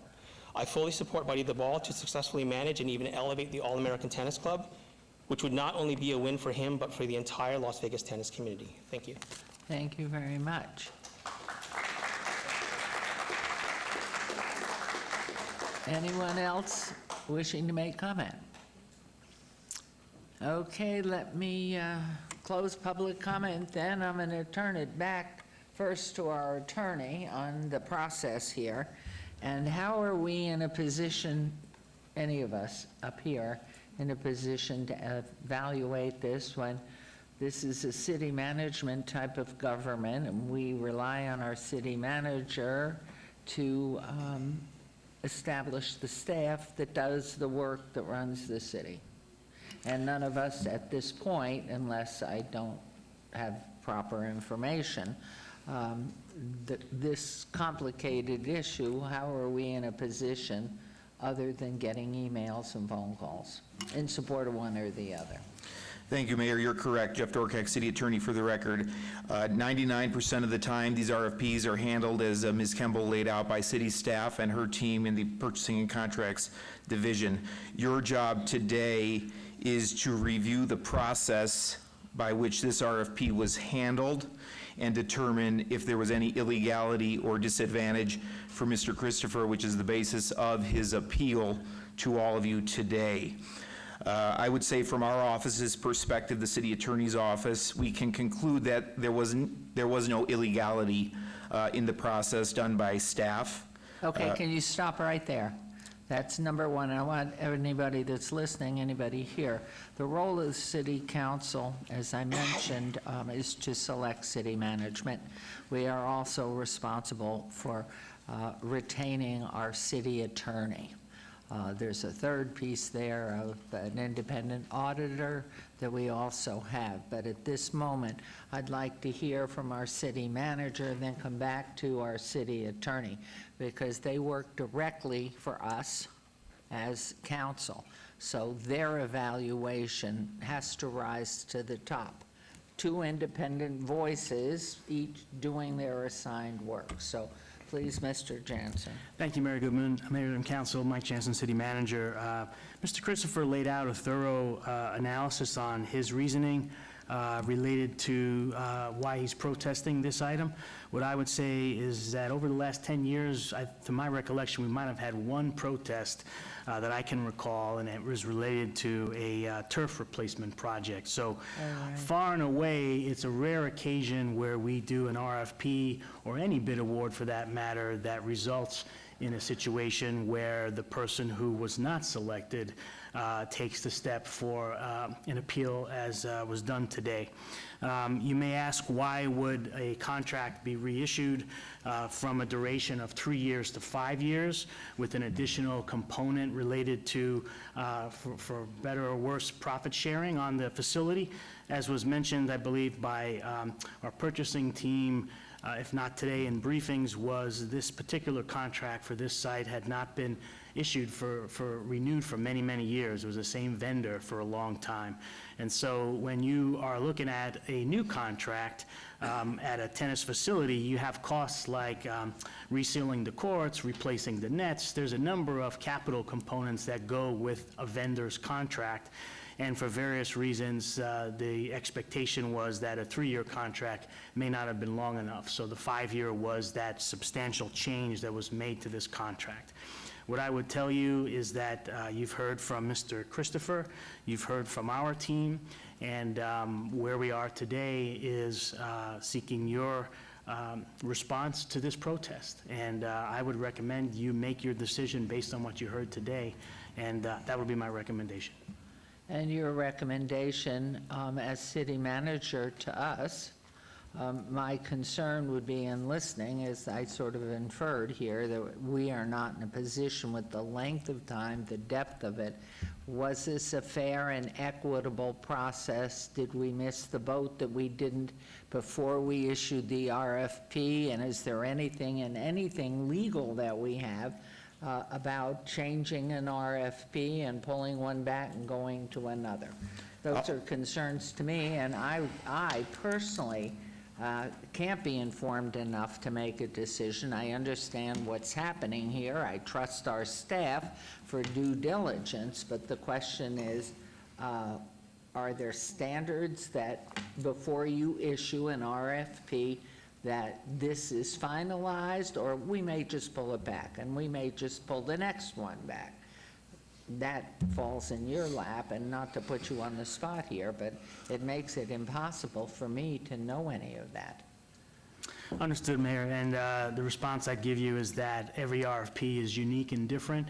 An RFP is very different than a low bid contract. The majority of contracts you see on the agenda are the low bid, where the cost is down to the penny, down to the dollar, and the low bid wins. In an RFP, other things are taken into consideration.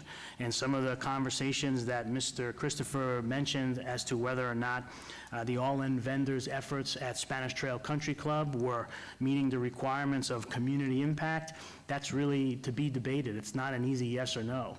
And that's the difference between an RFP. An RFP is, in many ways, has subjective components, and you put a panel together to evaluate them based on their own review of the submitted document, and that's what our team did. And can our standards on an RFP, is there any standard that says this is the final standard on the RFP? It will not be replaced by another one and another one. I think, Mayor, the answer to that is that, again, every RFP is different. Sometimes some of the questions that are asked for from the vendor have a more subjective component to them, and other times they're much more of a yes or no. And some of the questions in this RFP were of a more subjective nature. It's not easy to say that your community impact on one of the examples was better than another by the way you've presented your information. And the panel has to take what's been submitted and make their own assessment of what's right, what's wrong, what's good, what's great. And I think that's what you heard today from Tanya. And with that, again, I would say that you've heard both sides, and that's about all we can do. Okay. I have one more comment, if I may, that may provide more guidance, Mayor Goodman. In the instructions, it does say that the city is under no obligation to award a contract as the result of this RFP. The city may award a contract with or without further discussions to one or more offerers. Award of any contract will only be made upon approval of the City Council or its authorized representative.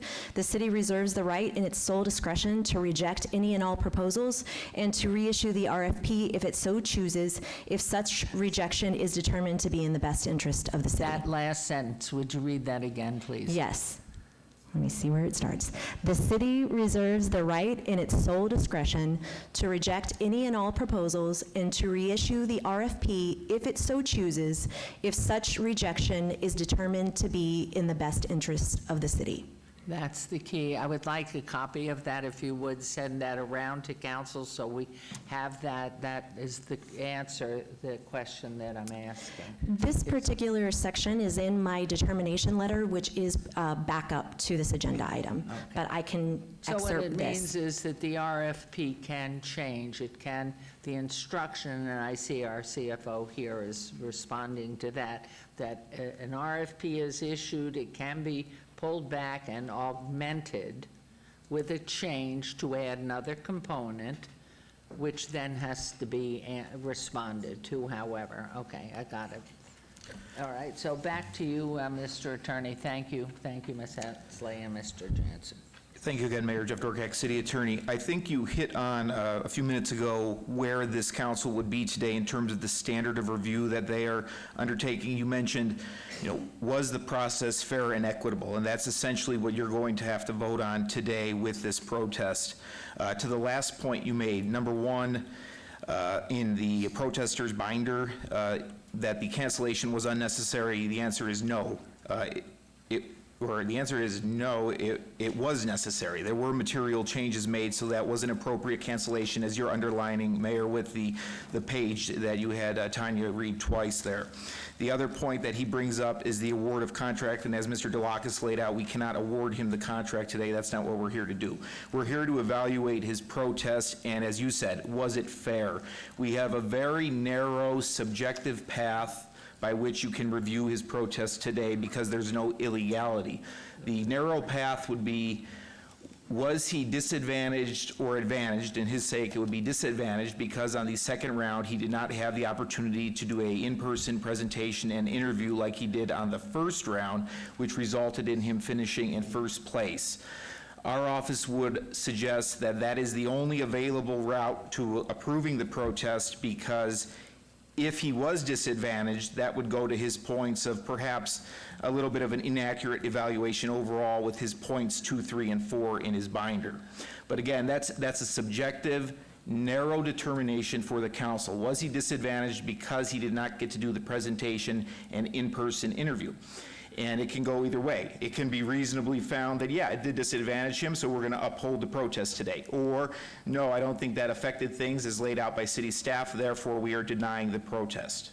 And I think that's the basis for your decision today. You don't need to be tennis pros, you just need to decide, was he disadvantaged on that second round because he wasn't able to come in and present in person to the evaluators, and I would leave it at that. And just to take it one step further, that the process and procedure was fair and equitable, that the city, based on the statement Tanya just read, that an RFP can be pulled back, and that's what it's inferring, and a new one issued with different requirements to benefit that helped the city, and that the process was fair and equitable.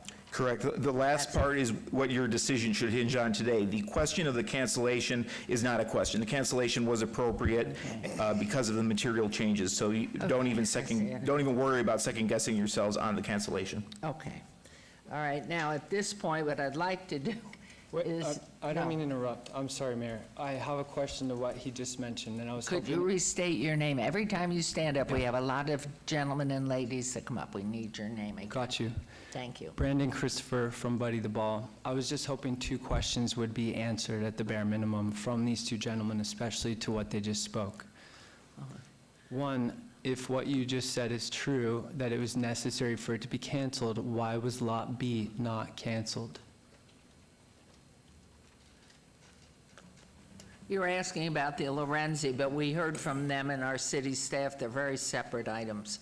They're the same RFP. Well, in your ballpark, they're the same because they're so similar in their tennis. No, they were on the same RFP. You could explain that, I'm sure, why they were there. Absolutely. Red? Thank you. Go. Tanya Kemble, Purchasing and Contracts Manager for the record. It is not uncommon at all for us to have RFPs and bids where it is basically the same thing that we're doing, however, they're separate lots. And there are different requirements with each lot, and each lot is awarded independent of the other. So that lot did not need to be canceled when his lot got canceled. Thank you. And the second question? The second question is, how can it be subjective about community impact or running a facility if it's not in there? It's not written, so how is it subjective?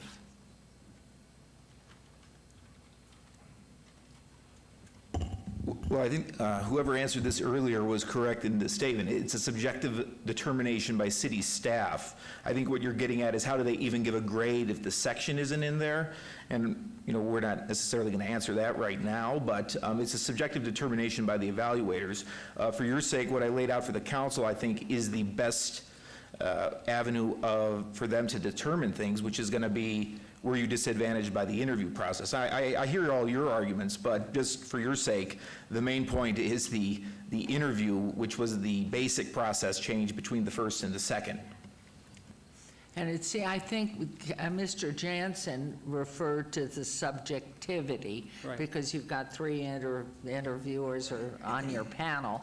So there's certain elements that, just by nature, they are subjective evaluations. They have to be. There's no standard against which to measure that. And so that's what I think you were saying. Okay. Tanya Kemble, Purchasing and Contracts Manager, for the record. One more comment that I wanted to make on the lot for Lorenzi. There was only one offerer, and that offerer met all of our minimum requirements. The only thing I can tell you as a former tennis player, and I wasn't too bad in the day, I love tennis. My kids all love tennis. Tennis is such a wonderful sport. Only watch out for pickleball right now. You may start looking at pickleball for the future. You've done a great job, and I'm speaking only for myself because we haven't heard from Councilman Seaman or anyone else up here. I love tennis. I absolutely understand what you're saying, and from a personal evaluation, I thought, oh, that doesn't seem fair, but it is what it is. And according to our attorney, what we have to deal and judge on today is number 42, basically. And that if, in fact, there were an opportunity going forward. And one other question for our attorney, is there any other appeal process that is out there? Jeff Dorgak, City Attorney. After the appeal to City Council, the protester is able to go to state court. Yuck. So thank you very much. And anything you wanted to add, Mr. Jansen? Mayor, no, I just would reiterate that, our team has done a great job over the years with difficult contracts and RFPs that have a subjective nature. And I've seen cases where amongst the panelists, the 3 panelists, 4 panelists, however many there are on the case, may have a very different opinion on the submittal because of its subjective nature. And that's just part of this process that we go through. Okay, thank you. Okay, let's turn this over to, can we, since you have a statement, do you? Okay, and Councilwoman Bruni does too. Okay, so let's, all right, let's just go down the road here. Let's start with Councilwoman. Thank you, Councilwoman Seaman. Thank you, Madam Mayor. Just general commentary. I am fully in support of the cancellation of the RFP. Just by way of business practices, I've been in business in Las Vegas for 17 years, and I pay a very large amount in franchise fees, 8%, and my franchise contract says up to 10%. So the 2% I see is almost nominal. I pay rent on the open market. It's smaller square footage than this RFP is offering at over 3 times the rate. So that was long, long overdue, and I guess all the applicants are lucky that I wasn't in the room, because I probably would have asked for more. Nevertheless, I tend to, as a general statement, tend to want to stick with our staff's decision.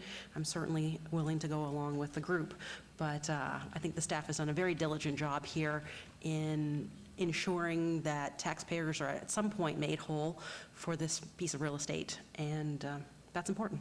Thank you. Councilwoman Diaz, anything or passing? No, Madam Mayor, I think you've done a great job in terms of really shedding light on what's before this council right now in this moment, how the process has played out. And I just want to say that I think that I've seen, for example, projects that have had to been pulled back even after being awarded because the price of the project just ballooned. And so then we have to claw it back, and we have to rebid it, and then we have to figure out who's still interested in executing that vision that the city has. At the end of the day, it has to be what we, the city, are deciding is the best by what the needs of our community are. And sometimes the vision is coming from our staff. Sometimes the vision is coming from, let's just say, a combination of inputs from the council office, your office, Madam Mayor, the city management team. So it is sometimes not as clean cut as we want of a process, but we have to trust that we put the safeguards in place. And then the only other question I would have for our attorney is, of the vetting panel that is selected, the 3 individuals who vetted these applications, if there was a conflict of interest, let's say they knew one of the applicants, they have to disclose that on the front end, correct? So none of the reviewees are in some fashion, shape, or form conflicted out of making a determination? Jeff Dorkak, City Attorney, correct, and Tanya Kemble would throw them off the panel very fast. That was the only outstanding question in my mind, just for the fairness of the vetting process, is to make sure that if there was a conflict, nobody that would lean one way or another would sit on that vetting panel. Good point. Nope, I'm holding you, your Mayor Pro Tem. I'm going down to Councilwoman Bruni. Thank you, Mayor. I have 2 questions. It was very helpful, Mr. Andelikanakis, that you put up the scores. Is the review a blind process, so the reviewers do not have the names of the applicants?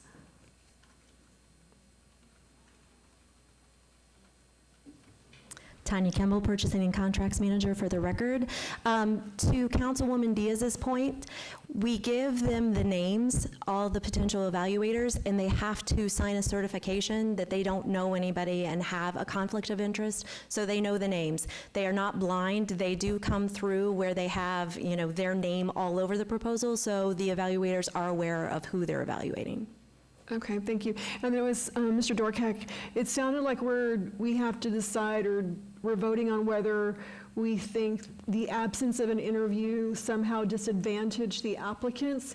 What percentage of the RFPs actually include a interview? Because my impression was it is rare that we actually do the interview round. So if you could just share sort of how often the interview is required, is extended. Jeff Dorkak, City Attorney, correct. I think it is rare. Maybe Ms. Kemble has a percentage in mind she could ballpark for the interviews.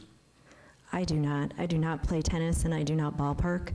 But it all depends. The difference between the bid and the RFP is really we're allowed to do subjective criteria, and we go to a proposal because we want the marketplace to tell us what's out there. Sometimes we don't know the questions to ask up front, so usually the interview comes because, hey, they said something really interesting and I'd like to know more about that. Or, hey, you know, I had in the back of my mind, we didn't put it in there, but maybe we want to hear more about adaptive programming. So it is an opportunity to bring people in and ask more questions, and that's what it's used for. But it isn't the case that 99% of the time we are conducting interviews, so that by not having interview for this particular second RFP, we somehow went way off course on our normal procedure, I guess is what I'm trying to get at. I think it's hard to define what the normal procedure would be because the evaluators were separate each time, and so we looked at it separately, and I didn't really think about them in conjunction with each other. It is hard to say whether or not an interview would have made a difference. Totally understand that. I guess I don't know if I'm making myself clear. So with all the RFPs that we issue, how often do we include or follow up with an interview? And that's where I am not sure exactly what the percentage would be. Let me look at my staff. Let me phone a friend.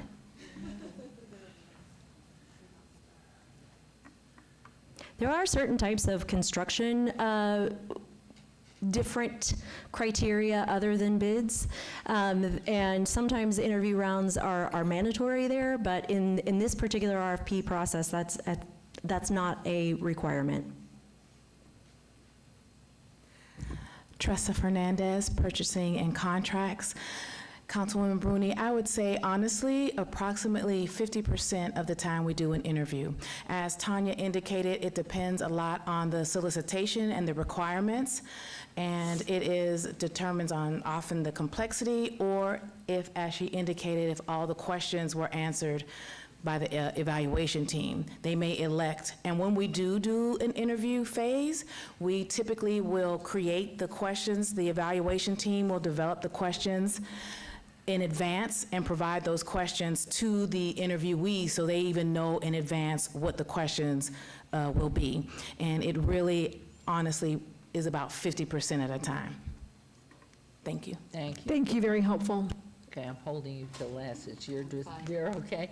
Let's go to you, Councilman Creer, you're next, and Mayor Pro Tem, and then Councilwoman Seaman, and to you, it's yours. Thank you, Madam Mayor. You know, I'm in a unique situation in this because of the fact that I have, from my business, for the past 20 years, I've been responding to public RFPs and government RFPs for the state, for this county, city, higher ed, and I've won some. I've lost more than I have won, unfortunately. I grew up playing tennis. I grew up playing tennis in this city. Played tennis in college. Played tennis with the mayor's son, Ross. Traveled all over the country, all over the world, playing tennis. Been to tennis facilities that are country clubs that are some of the most gorgeous facilities, and been to tennis shops that have metal nets, and played across the spectrum. And so I understand what it takes to operate a tennis facility. I played tennis at All-American for a number of years. Misha, the current operator, I've known since he was in college at UNLV. I grew up with his wife, who passed, spoke at her funeral. So I've known them for a long time. I do not know the other operators, and ultimately, we want to find the best person to run that facility. My brother plays tennis there. He lives around the corner. And so I don't believe that the city, by the letter of the law, has done anything. There's no malfeasance. I trust that you all have dotted your I's and crossed your T's. But from a person that has responded to RFPs, and from a person that has received that letter that said you didn't get it, and from wondering why this other firm got it versus you getting it, and then not getting a lot of answers, and trying to understand that these RFPs aren't half-baked before you go into them, that everyone is on a level playing field. I get what Brandon is saying, and I understand, and I can respect him fighting for what he believes is right, and fighting for just really a level in playing field. Not to say that this was not a level playing field, but I understand it, and I understand I've been in your situation and fought for opportunities to have the ability to, one, make a living, and to provide for your family and for your team members, employees, et cetera. So it's a tough situation. Like I said, I've lost more than I've won. And so I understand that gut feeling, and it sucks. You put a lot into these RFPs. Many times I don't think that the staff, and this is not just city staff, but just in general, realize how much goes into the response for these RFPs. A lot of time, a lot of energy, a lot of money in many cases to prepare for this. And then to get something that just says without you really want a full explanation of why. And I think that is just. I have received RFPs where we've got the letter and you say you've got it, and then you go into the negotiation phase of it, the contract phase. This is the first time that I have seen that you get awarded it, basically, and then you go into the contract phase, and then you start negotiating.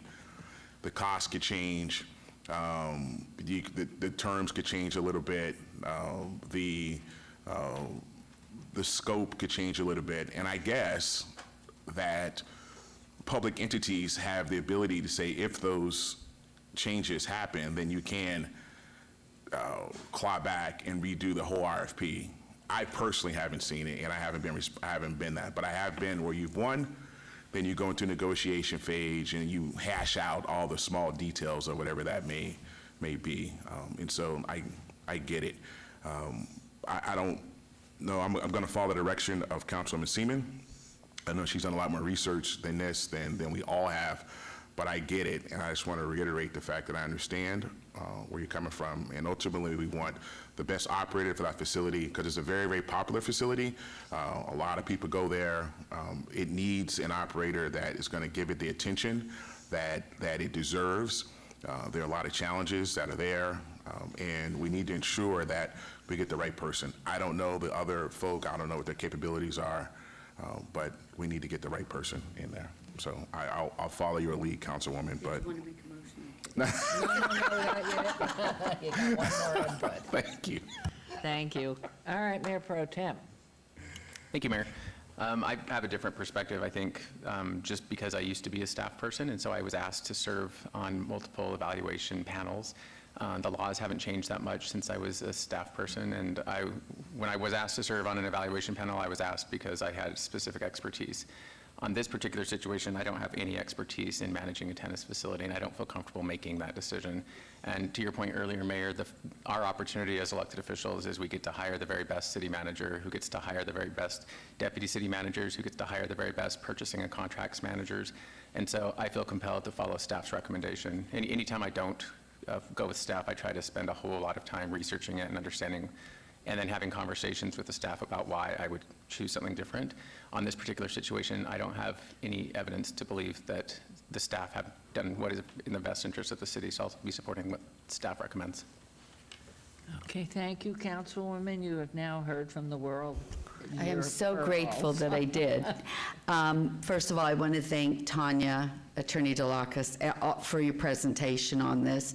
I think in the beginning, my concern was about the interview process, but knowing that it's not always part of the procedure. And I want to thank you, Mr. Christopher, for coming in and presenting. But I am going to have to go with staff and hearing about how this process took place and hearing my colleagues. And I'm going to have to deny your appeal. And I think you would have done a fantastic job as well, but there is a procedure for a reason. And again, my concern was maybe you didn't get an opportunity to do the interview, but knowing that it's not always part of the process, I am pretty comfortable in denying the appeal, but thank you for presenting. That is your motion. That's my motion. Okay, there is a motion. I think we've all expressed to you, we appreciate your coming here. And exactly what Councilwoman Seaman said. But I want those who have watched and listened to this process, because I'm sure there was an effort here and here to really put ourselves in your shoes. But that's not our job. Our job is to do what we do and to rely, as you have articulated, our city manager, because we're not experts. And we weren't there through there's so many parts to it. And so how we've come to this recommendation, and I thought before there was a different recommendation that was going to come out, but we have worked through this now through you in understanding what's occurred, why it's occurred, and augmented by our legal. So what we're looking at, we're way up high, top of the mountain, looking at an issue. Was it fair, equitable? Did we follow a proper processing procedure? And that's our job as we spend taxpayer dollars. It does not mean you aren't the best thing that ever happened since chocolate ice cream, my favorite, and that you haven't that you are not going to have more phenomenal opportunities. And you have a wonderful group that supports you in every child you have ever taught. So keep at it, keep going, but there is a vote, and I'm going to ask that it be posted. That carries. And so stay with it. This isn't the end of the earth. We just heard from Councilman Creer. How many times did you make 50%? No. How many percent? Oh, my God. I wish it 5? was Could we 50. say 5? I wish it was 50. No. So keep at it. Don't give up. That motion carries, and the appeal is denied. And thank you very much, staff. Thank you, everyone, for this. We'll move on to agenda item 43, which is discussion for possible action to approve the award of contract number 240180, TF Tennis Operator for All-American Park, Department of Parks, Recreation, Cultural Affairs, award recommended to All in Tennis Academy LLC. Councilman Seaman, Ward 2. You want to make a recommendation on number 43 43. is the award to all in. Yes, I'd like to make a motion on number 43. Move to approve, yes. Move to Staff approve. recommendation on 43. Staff Please recommendation. vote. And please post.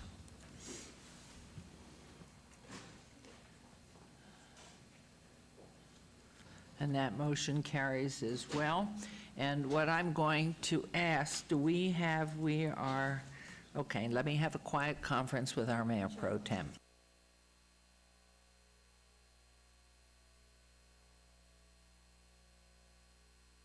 Okay. Pardon? 2 minutes?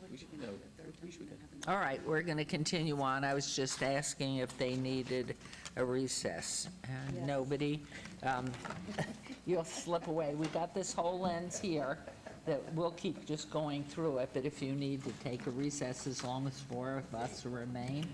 I just took a recess, so can can the record show that I would like to cast my vote for a yes on the last item, please? Absolutely. Thank Okay. you. Thank you. All right, so we're on agenda item 44, discussion for possible action to approve the submittal of the City of Las Vegas fiscal year 2024-25 HUD annual action plan that secures $11,588,742 in U.S. Department of Housing Urban Development HUD funding, $1,488,492 in State of Nevada Home Investment Partnership funds, and account for Affordable Housing Trust Funds, AAHTF, totaling $13,077,234 for housing, homeless, and community development activities. This is in all wards. Welcome. You're on stage. I'm on. Good morning. Arcelia Barajas, Director for the Department of Neighborhood Services. I'm here today with Carmen Miller and Mac McKnight. They are our chair and co-chair for the Community Development Recommending Board. They will be presenting with me today the board's recommendations for our fiscal year 24-25 HUD allocations. I'll just share with you briefly a couple of our required information for our HUD action plan, and then I'll hand it right over to them so they can get to it. So in order to receive our allocations from HUD every year, we are required to submit a HUD action plan, and that plan outlines all of our activities and everything we plan to do with our allocated funding throughout that year. So our fiscal year 2024-25 action plan was submitted, and it will include all of the recommendations from our board. And Ms. Barajas, could you wait 1 second while I ask our city attorney?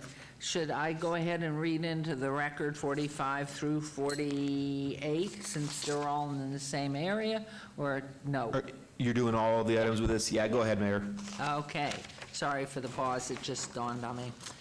This is agenda item 45, discussion for possible action to approve an allocation of $2,195,209 in home funds by the United States Department of Housing Urban Development, HUD, allocation of $342,189 in state home, and an estimated allocation of $1,146,303 state account affordable housing trust fund, AAHFTF, to the City of Las Vegas fiscal year 2024-25 to build or rehabilitate affordable housing, all wards. Number 46, discussion for possible action regarding an allocation of $5,237,805 in fiscal year 24-25 community development block grant CDBG funds to the City of Las Vegas by the United States Department of Housing and Urban Development, HUD, all wards.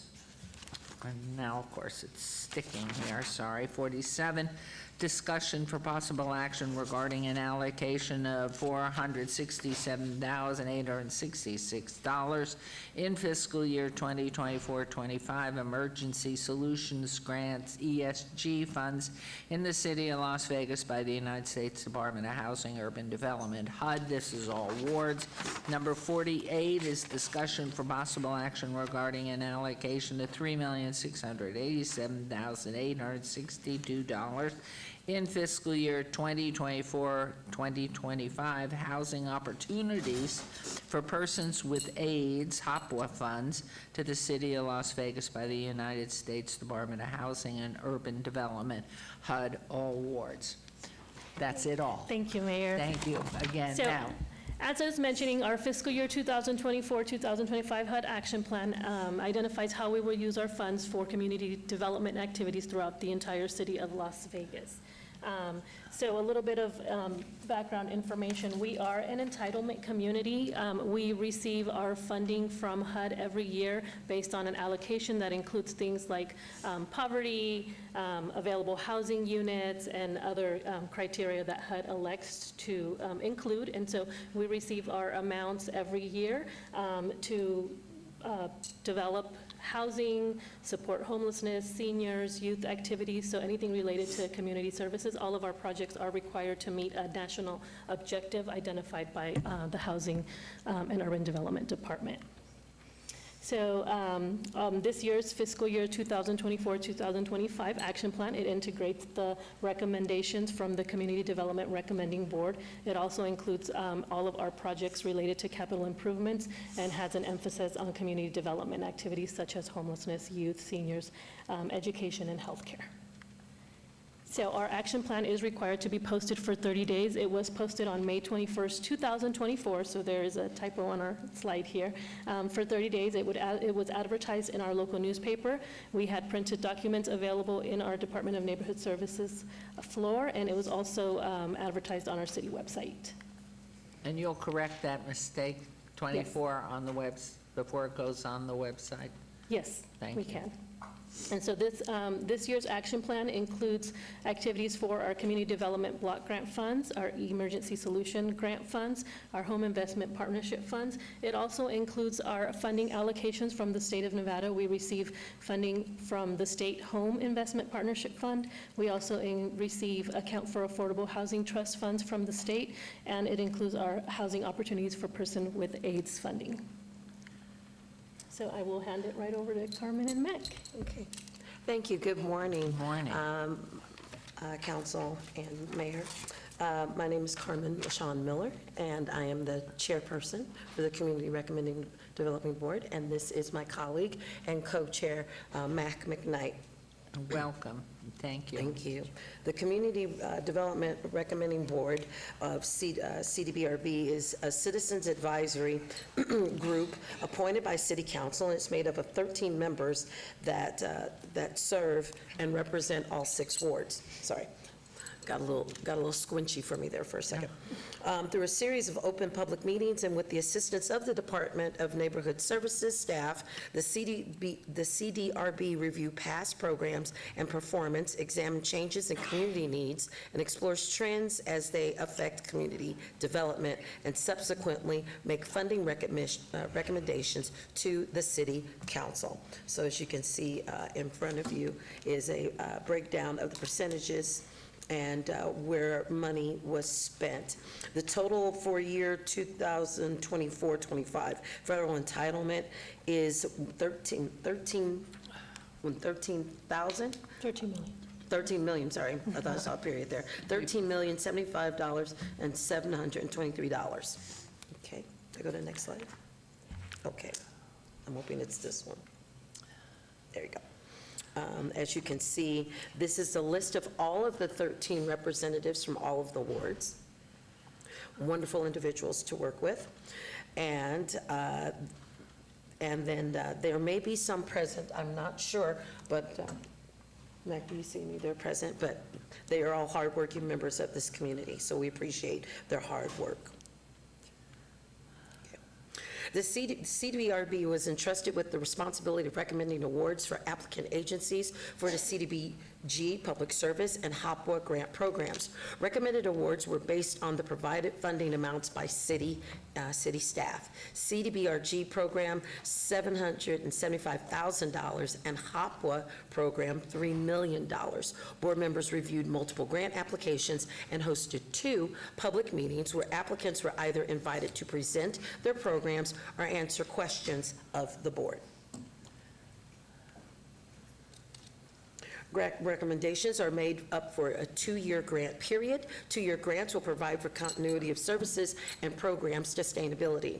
Agency performance during the first year of the grant will determine CDBRB recommendations for the second year funding, and a minimum award request of $50,000 was required for all CDBRG applications. The CDRB recommended awards based upon the services provided by the proposed programs, the agency application and presentation, and primarily by the City Council's priority focuses: homelessness, seniors, youth, and special needs. So what you have in front of you right now, I believe, is, I'm going to slide 12. Am I on the right schedule? Yes, we are. Okay, slide 12 is I would like to identify with you the funding sources and give you a summary of the funding recommendations. What you have in front of you is our recommendations, CDBRG, Homelessness Direct Services. And this funding source comes out of CBRG Public Services, the Applicant Family Promise of Las Vegas with their Family Promise Las Vegas Navigation Center for $50,000. CDBRG Public Services, Help of Southern Nevada, Shannon West Homeless Youth Center, all awards, $50,000. CDBRG Public Services, Nevada Partnership for Homeless Youth, Safe Place Youth Outreach and Intervention, $50,000. And CDBRG Public Services to Salvation Army Career Corner, $50,000. Our next recommendation is recommendation CDBRG Youth and Early Childhood, which is also out of Public Services. That you see in front of you is the YMCA of Southern Nevada, Durango Hills YMCA Early Childhood Education, $50,000. CDBRG Public Service Communities and Schools of Nevada, it's the CISISS and Academy Supports, $50,000. And CDBRG Public Service Works or Sunrise Children's Foundation, Home Instruction for Parents of Preschool Youngsters, also known as HIPPY, for $60,000. Again, an area of focus is CDBRG recommendations out of seniors, out of public service. Catholic Charities of Southern Nevada, Meals on Wheels, $50,000. CDBRG Public Services, Jewish Family Services Agency, Senior Lifeline Case Management, $77,700. CDBRG Public Service, Helping Hands of Vegas Valley, Bus and Volunteer Transportation, $50,000. And CDBRG Public Services, Desert Springs Community Resource Center, supporting seniors in their neighborhood for $67,300. CDBRG Special Needs, 3 applicants were selected, which is CDBRG Public Service, Olive Crest, $50,000. CDBRG Public Services Foster Kinship Navigator Program, $70,000. And CDBRG St. Jude Ranch for Children, St. Jude's Children's Victims of Sex Trafficking Program for $50,000. Now, the recommendations for the CDBRB recommendations for HOPWA is, out of the HOPWA funding, is the Just One project, Just One HOPWA assistance for $319,783.33. The Women's Development Center, HOPWA Housing Opportunities for $650,000. And next is AIDS for Aid of Nevada, AFAN Housing Program for $319,783.33. Golden Rainbow of Nevada Incorporated HIV Housing and Support Program for $300,000. And Economic Opportunity Board of Clark County, EOP HOPWA Assistance for $125,000. Also following these 2 other applicants is Access to Health Care HOPWA program for $965,650, and CPLA, their Lucius program, which is for $319,783.33. So as you can see here in the summary, it's broken down into the various categories for the HUD funding allocations and projects for the 24-25 fiscal year. And so our recommendation allocations are as follows. For public services only, $775,000. For emergency shelter, $280,719. For homelessness prevention, $152,058 for homeless prevention. And for housing, HOPWA is $2,999,099.99. And as presented in your agenda, our home AAHTF funding, which is our trust fund for housing. And with that, I think I'm done with my presentation. Thank you very much. Thank you. We want to just thank Carmen and Mac for being here today and for participating in our board. It's long hours of scoring and reviewing applications, and so we really appreciate the entire board, their time and their commitment to this. And so we open up for any questions you may have. Any comments, questions here? I know we all just want to take the money and put it to use, but yes, Councilwoman Bruning, please. Thank you, Mayor. I was just wondering, you funded a lot of organizations. How many organizations applied and didn't get funding? So is it a case that you pretty much funded everyone who applied, or there were 24 organizations that didn't get any funding? What does that look like? All right. Thank you, Councilwoman Carmel Shawn Miller. I must give flowers to the city staff, because since they have a process of evaluating and vetting and making sure and working with the various agencies that come. Now, I've been a member of this board for many years, and I'll have to tell you, they work diligently, even with agencies that may not make it through the process. They say, come back in, let's work with you. They set up the technical training if necessary. If they need information about fiduciary responsibilities, that's a part of that information. And then it comes to us. And then every year that I've been on the board, the pot gets smaller. So we work hand in hand with the city staff to say, okay, tell us what the city needs. We look at things, we look for particular things. The board is very knowledgeable. They ask about questions about MOUs. They talk about, are they doing client needs and services across the board? And then we try to encourage, and we ask very, very pinpointed questions. We sit in this chamber, we ask them questions, and there are some that don't get it, but we always encourage them to come back. And one of the agencies that we funded, because I remember this, was Foster Kinship. And they worked really closely, and here they are. And so I think that we look more at where can we do the most service and how much we can also do back service in terms of keep coming forward, keep doing this. Because sometimes it is hard for us to zero fund out someone that we think this is a really great idea. However, it's not up to the standard we've established or met the criteria that's necessary to be successful and sustainable. I hope I answered your question, ma'am. Well, you did, and thank you for that response, because it prompted another question. So with the folks that or the organizations that we fund, I think I've asked you this before, Australia, is there a way that if one of our city team members needs that service, like there's kind of a referral process, or we're guaranteed to be able to place one of our residents in those agencies that we're funding? Because I worry that we're funding agencies or organizations, and then when one of our case managers has a need for emergency housing or rental assistance, it's hard for us to what you said, for us to support the needs that our city has for some of those services, if that makes sense. Yeah, so all of the organizations that we fund are required to only serve City of Las Vegas residents, but we do have all of our grant program coordinators are assigned different programs that they work with. They provide the technical assistance, and they work directly with the organization. So when we do receive requests from council or from city leadership, we're able to reach out to them and kind of prioritize the assistance that is received. Okay, thank you. Thank you so much. It's wonderful to see the work that you continue to do, because you love the community and love people. Ms. Shows, and thank you, Arcelia, you've done a great job. So let's go ahead and move this, Mayor Pro Tem, unless anybody has a comment, question, which I think already did, except Councilwoman Bruni.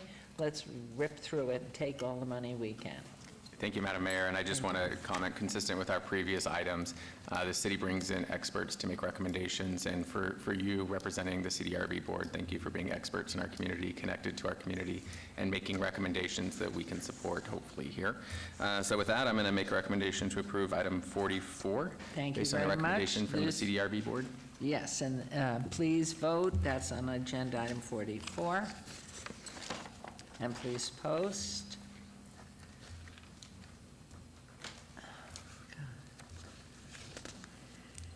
This is just the best part of it all, you know, when you see that how it works together and does help where it can be. We just hope we can print more. Motion carries. Number 45, please. Move to approve item 45. Please vote on agenda item 45, and let's go ahead and post that.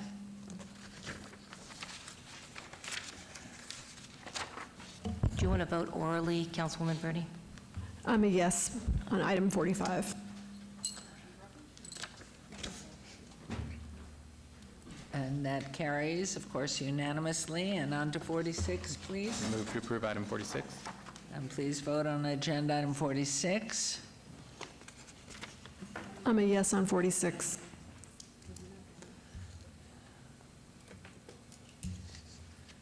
And please post that. There we are. Yes on 46. 47, please. Move to approve. Thank you very much. Motion on 47 to approve. Please vote and please post.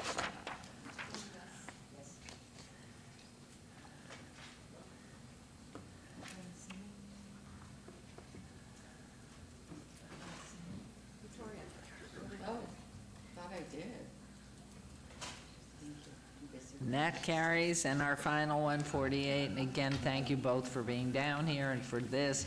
And Arcelia, thank you. You just terrific, terrific. And please vote. Move to approve item 48. And on agenda 48. And please Thank vote you. on 48 and post. Okay, I see the next meeting. And that motion carries as well. Thank you. Have a great weekend when you get to it. Thank you. Drink water, drink water. Okay, we'll move on to agenda item 49, boards and commissions discussion for possible action regarding the reappointment of Valerie Brown to the Board of Civil Service Trustees. Ms. Brown was originally appointed in July 2020, eligible for reappointment and wishes to continue to serve. Councilwoman Bruni, I understand you're prepared to make the motion. I am, Mayor. I would like to approve item number 49, which is the reappointment of Valerie Brown to the Civil Service Board. Thank you very much. There's a motion. Please vote and please post. And that carries. Thank you, Ms. Brown. And on to agenda item 50, discussion possible action regarding the reappointment of Robert Potter to the Building and Safety Enterprise Fund Advisory Committee. He was originally appointed December of 2008 to fill a seat designated for a representative of the commercial development industry. Mr. Potter is eligible and wishes to be reappointed, and I move that we reappoint Mr. Potter. Please vote and please post. And that motion carries. Thank you, Mr. Potter, for hanging in with us. Agenda item 51, recommending committee bills eligible for adoption at this meeting. Bill number 202415, City Attorney Dorka, you have a comment to make? And are you going to read it too? Thank you, Madam Jeff Dorkak, City Attorney. For item number 51, marked on the agenda as a bill eligible for adoption at this meeting, we will not be voting on this bill today. It will be, it'll stay right here at this portion of the agenda for our next meeting in July. We are not going to vote on any bills because this meeting is agendized as a special council meeting, and we are precluded from doing any bills unless they are an emergency bill at the meeting. Thank you. Oh, so we don't obey it, we just say nothing? Just sits there on the agenda till next time. Yep. Okay. And recommending committee, bills eligible for adoption at later meeting, items 52 through 56, bills number 2023-28. And is that supposed to be 2023 or 2024-28? That's our long-standing sidewalk vendor bill, ma'am. Oh, it's been here that long, we're having such a good time. 28 and 2024-17 through 20 will be heard at a later meeting. Okay, so now, where am I? One motion, one vote? Yes, we're clicking here. Yuck, okay. We are on one motion, one vote agenda. As discussed earlier, items 57 through 57D have been tabled, and items 65 and 66 have obeyed to July 17th City Council meeting. The remaining items 58 through 64 and 67 may be considered in one motion, one vote, as they are routine items with no condition changes. Any person representing an application or a member of the public or member of council not in agreement with the conditions, all standard conditions for the applications recommended by staff should request to have that item removed from this portion of the agenda.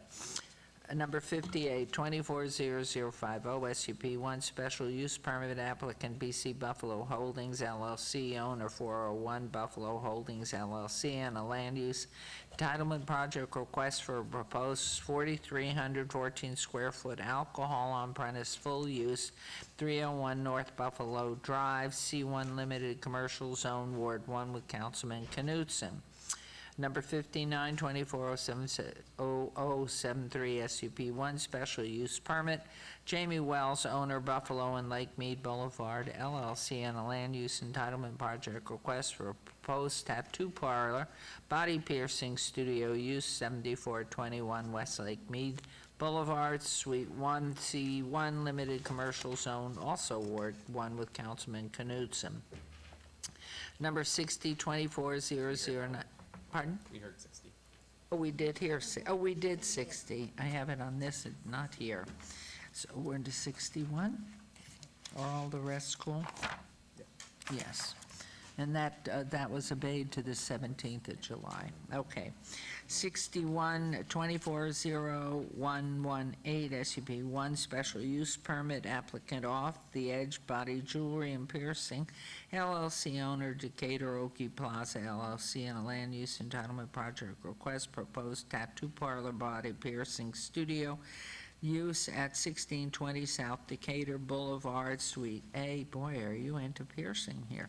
C1 Limited Commercial Zone, this is Councilman Knutson, Ward 1, number 62, 24151 SUP 1 special use permit, applicant Latai 2, owner Rancho Plaza Shopping Center, land use entitlement project request for a proposed 3,481 square foot alcohol on premise full use at 2202 West Charleston, Suites 3 and 5, T5-C, T5 Corridor Zone, Ward 1, with Councilman Knutson, and 63-240-172 VAC 1 vacation, applicant owner Century Communities Nevada LLC, land use entitlement project request for a petition to vacate a roadway slope easement generally located southwest corner of Schomburg Road and West Sky Canyon Park Drive, with Councilwoman Bruni in Ward 6. Number 64, 240-173 VAC 1 vacation, applicant owner Century Communities in Nevada LLC, land use entitlement project request for a petition to vacate a roadway slope easement generally located southeast corner Iron Mountain Road and Sheep Mountain Parkway, also Ward 6, with Councilwoman Bruni. Number 67, 230376 VAC 1 vacation, applicant Taylor Morrison, owner Howard Hughes Company LLC, land use entitlement project request for petition to vacate portions right-of-way median generally located on Oryx Street between Fleet Wing Avenue and Kendall Rise Way, APM 13723-212008, Ward 2, Councilwoman Seaman. And Planning Commission and staff recommend approval of all items. These are public hearings, which I declare open. Anyone wishing to be heard on items 58 and through 64 and 67? Hearing and seeing none, I'm going to close public hearing. Do we have anything from planning? No, we don't. Nope. Mayor Pro Tem, may I have a motion on the one motion, one vote items, please? Madam Mayor, move to approve the one motion, one vote with the exception of 57, 6, and 60, which were called. Okay, this motion, please vote, and please post.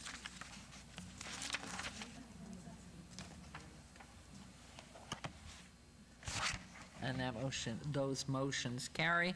We're on to agenda item 68, 240043 VAR1, public hearing, applicant owner Jaime Guimari and Serena Guimari for a possible action land use entitlement project request to allow a 0-foot side yard setback where 3 feet is required for an existing residential accessory structure carport, to allow a 1-foot side yard setback where 3 feet is required for an existing residential accessory structure casita, to allow a 5-foot separation from the primary dwelling where 6 feet is required for an existing residential accessory structure carport, and to allow existing residential accessory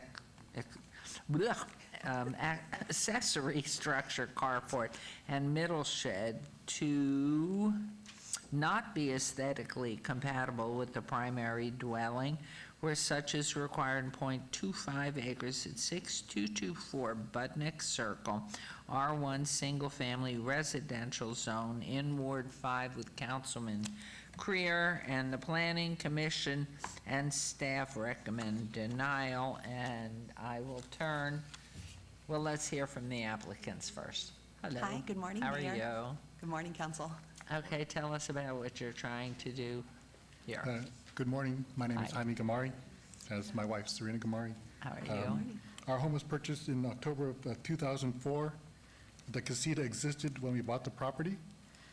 We are a family of 7, with Serena being the primary caregiver for her father, who is a disabled veteran.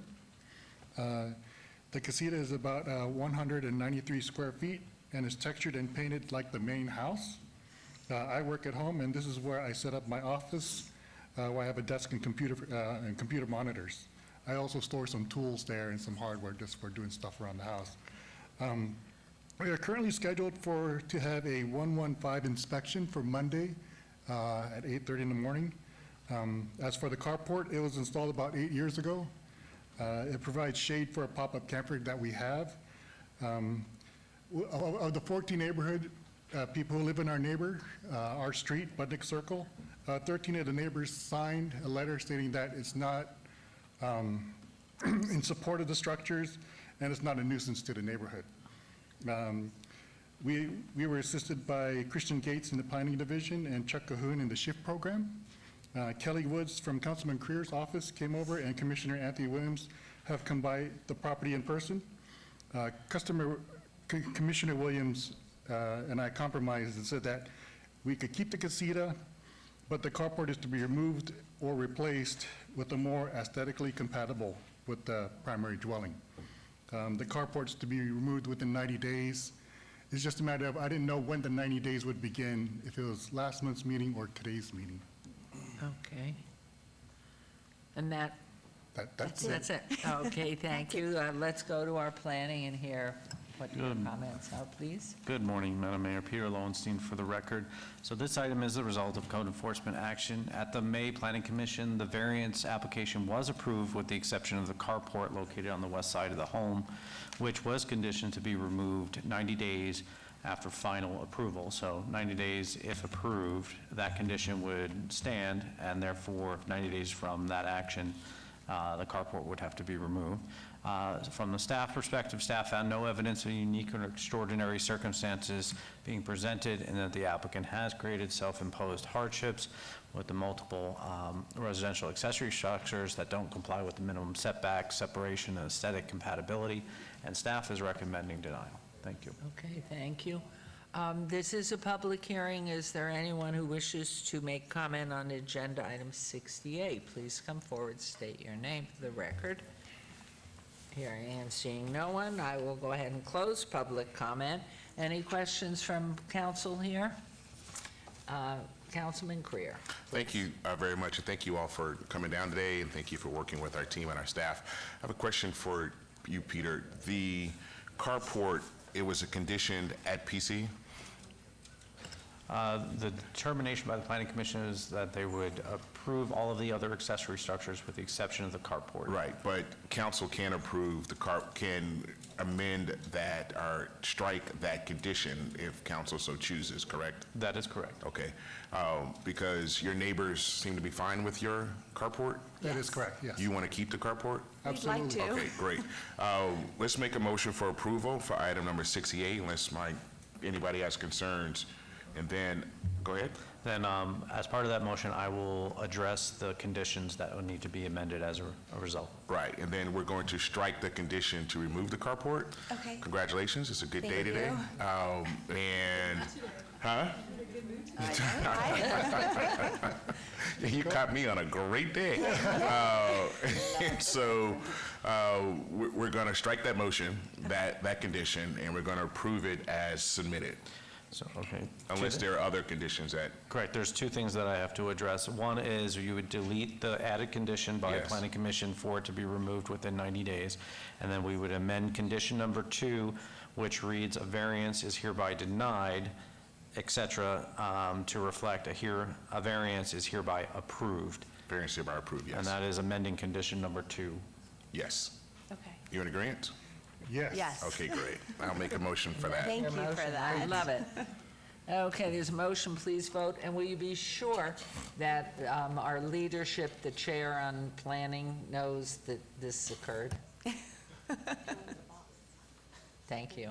Fantastic. Thank you Okay. so much. We And we're- appreciate you guys. Did you Thank post it and it's approved? Good, congratulations. Thank Have a you so lovely much, week. Mayor. time. Thank you, Thank you. council. Thank You don't have to clean it up and move it. Isn't that wonderful? Okay, on to 69.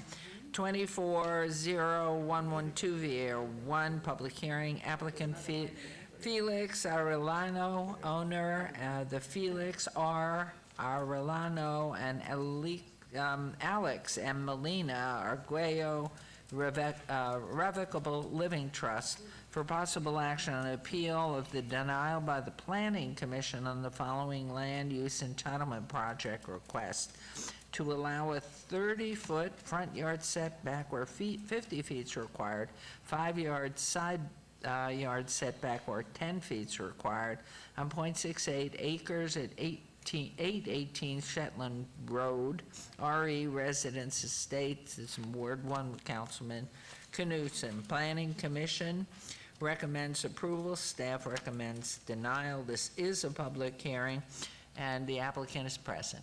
Hi, good Or morning. representative. I'm Felix Arellano, the owner. Wonderful. 818 Shenla Road. Hi. So please tell us about your proposal here. Well, when we designed the house, the main thing, we designed the house to be one floor and to have enough rooms for me and my family, and also a 3-car garage. And as you see right here, the school bus behind the pines is a mental health clinic, which is big. These people take 2 lots, residential lots, and build into commercial. So the reason I designed the house and the garage in that section of the house is because I want to cover the view to the structure. Okay. And the other side of the house, in the driveway, I had the gas meter, which is only 18 feet from the property line, which is right here, actually. I don't know if you can see, but you can see behind the gate. Okay. So if I move the house 5 feet to the right, I had to remove the gas meter and redo everything. It's going to be a lot of work to be done, so. And a cost. Okay, this is a public hearing. Is anyone wishing to make comment about agenda item 69? Please come forward, state your name for the record. I will close public hearing, and we will hear from our planning commission. Thank you, Mayor. Seth Floyd for the record. Mayor, at the May 14th Planning Commission meeting, the Planning Commission approved a portion of the variance to allow a reduced front yard setback but denied the request for a 5-foot side yard setback where 10 feet is required, and the applicant is appealing that decision. The applicant has proposed to demolish the existing single-family dwelling on the site and construct a new single-family dwelling, which does not comply with the required 10-foot side yard setback and 50-foot front yard setback. Staff notes that the subject site conforms to RE lot width and size. Since this is new construction, the proposed development could be redesigned to comply to current Title 19 side yard and front yard setback development standards, as no evidence of a unique or extraordinary hardship has been presented to warrant the requested variance. The hardship is deemed to be self-imposed, and therefore staff is recommending denial. Thank you. Thank you very much. Any comments, question from council before I turn it over to you, Mayor Pro Tem? Thank you very much, Mayor. And sir, I haven't met you before, but I'm very familiar with your property. I drive by I it. met you a few times and leave messages, but I never got any answer before the first meeting to address the issues. Yeah, I apologize for not responding That's to all you. right. I used to that. New information became available between the Planning Commission and City Council, and I appreciate you meeting with my Planning Commissioner a couple of different times. And so I'll make it easy for you. The information that became available made me feel much more comfortable with the variance request, and so I am going to approve your appeal, and on the Planning Commission side, approve the 5-foot side yard setback. And that would be a motion unless I'm missing something. I'll defer to Mr. Dorkite, but I think that captures it. You are approving the appeal, which then would also approve the variance that Planning Commission approved, and also the side yard setback that was denied at Planning Commission. So You say it much more eloquently than I did, but yes. Okay, so there's a motion to approve. Yes. Okay. So I'll be able to build 5 feet from the property line? Yes, and thank you for meeting with Mr. Rogan. He's much better at dealing with those questions than I am, and I appreciate his consideration as well. Thank you very much. Thank you, sir. Okay, please, don't go. We haven't voted.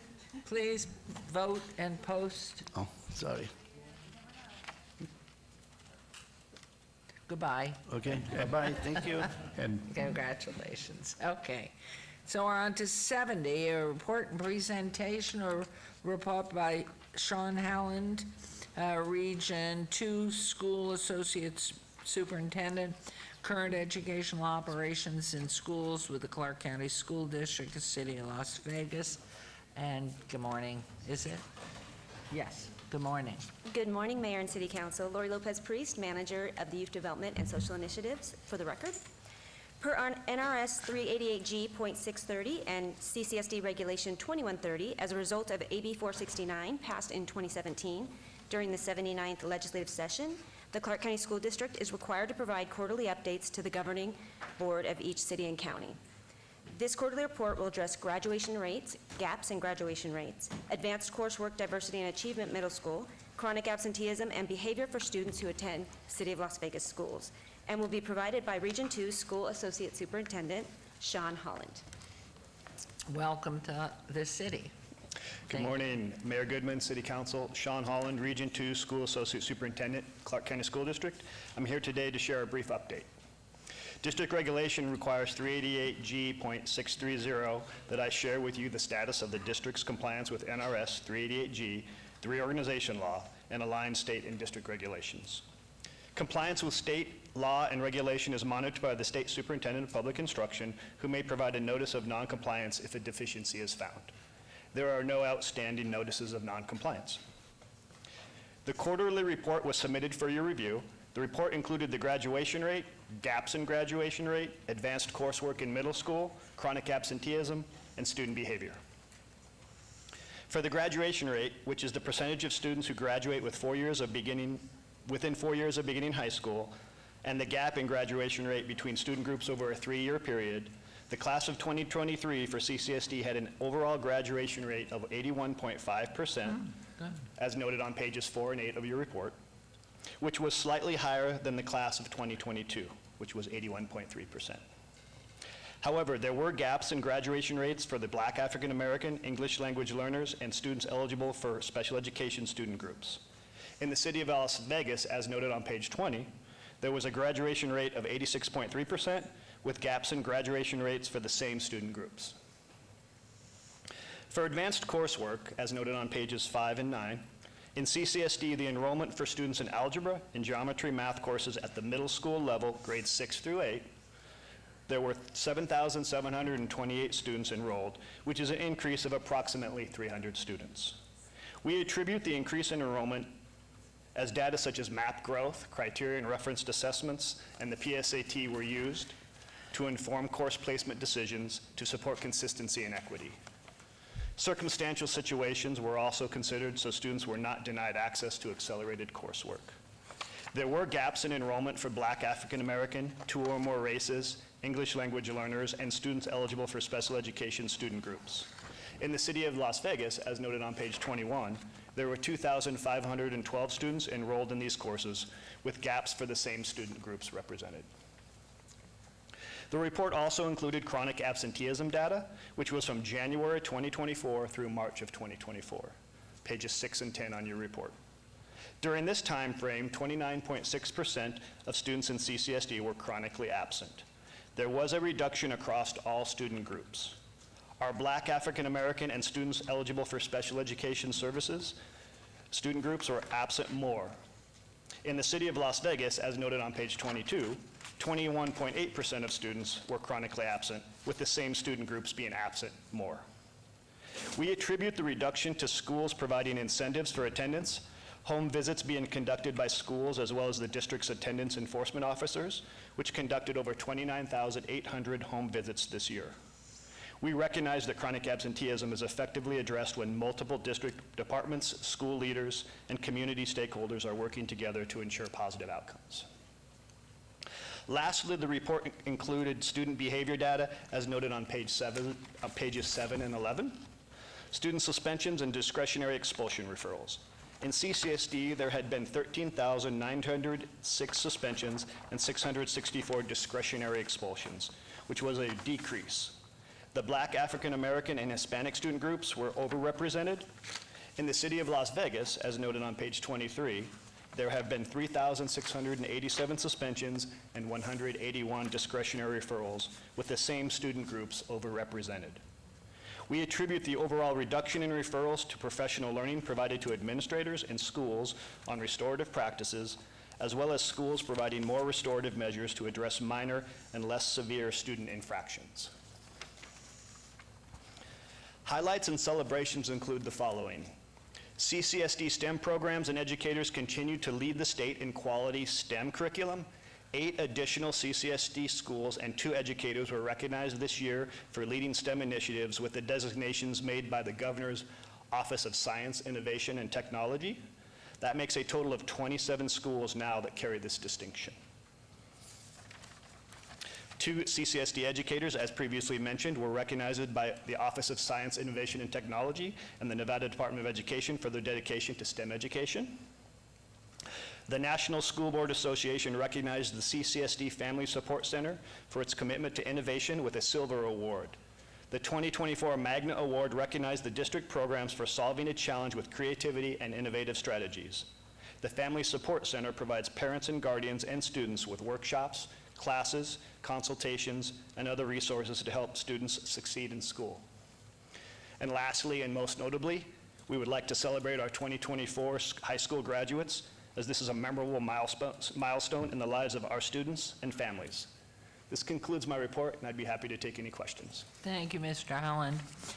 Any comments, questions here? Councilwoman Diaz and Councilwoman Bruni, please. Thank you, Madam Mayor, and maybe Councilwoman Bruni has a similar question, but maybe I'll beat her to the punch. I don't know yet. I know Councilwoman Bruni and I are, and I know the council and the mayor, we're very concerned over the chronic absenteeism rates, because we know that when our children are not in schools, then they're missing academics, they're falling behind, and obviously their pathways are being shifted in a direction that's not very positive.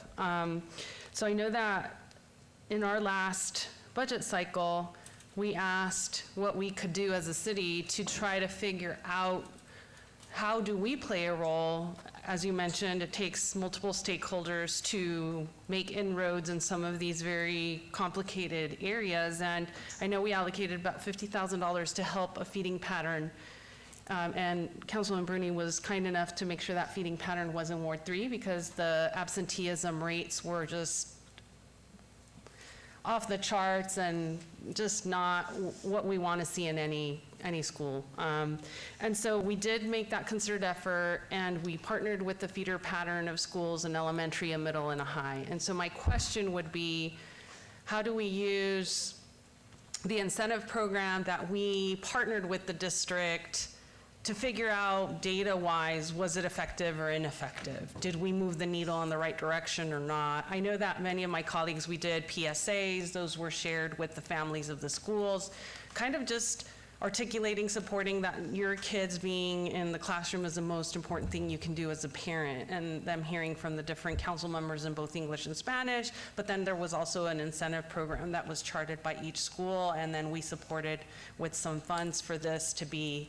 executed. So my thing is, we just want to make sure that we analyze those schools' trends from last year to this year. Did the implementation and deployment of the program help or not? So that if we see that we're helping and we can be of more assistance, then we continue to figure out what makes the most sense, and maybe there's a way to replicate it, especially in different colleague schools that are struggling with it. Maybe they want to, you know, if the solution or a cure is there, or if there's something we need to tweak. So long story short, I just want to say, how can we get a back-to-back analysis, comparison, and see if this just attempt of us stepping up to help and support our families and our children is being effective, if it's the investment in it is being effective and yielding the results we want. Thank you, Councilman Diaz. Sean Holland for the record. Great question. While I don't have specific information on that feeder pattern alignment initiative that you referenced, I can take that back and we can get information on that specifically. We have seen an overall reduction from a myriad of factors, both community and school-based. It truly is a team, or like a family approach, if you will. We attribute a lot of it is to those partnerships and finding out some of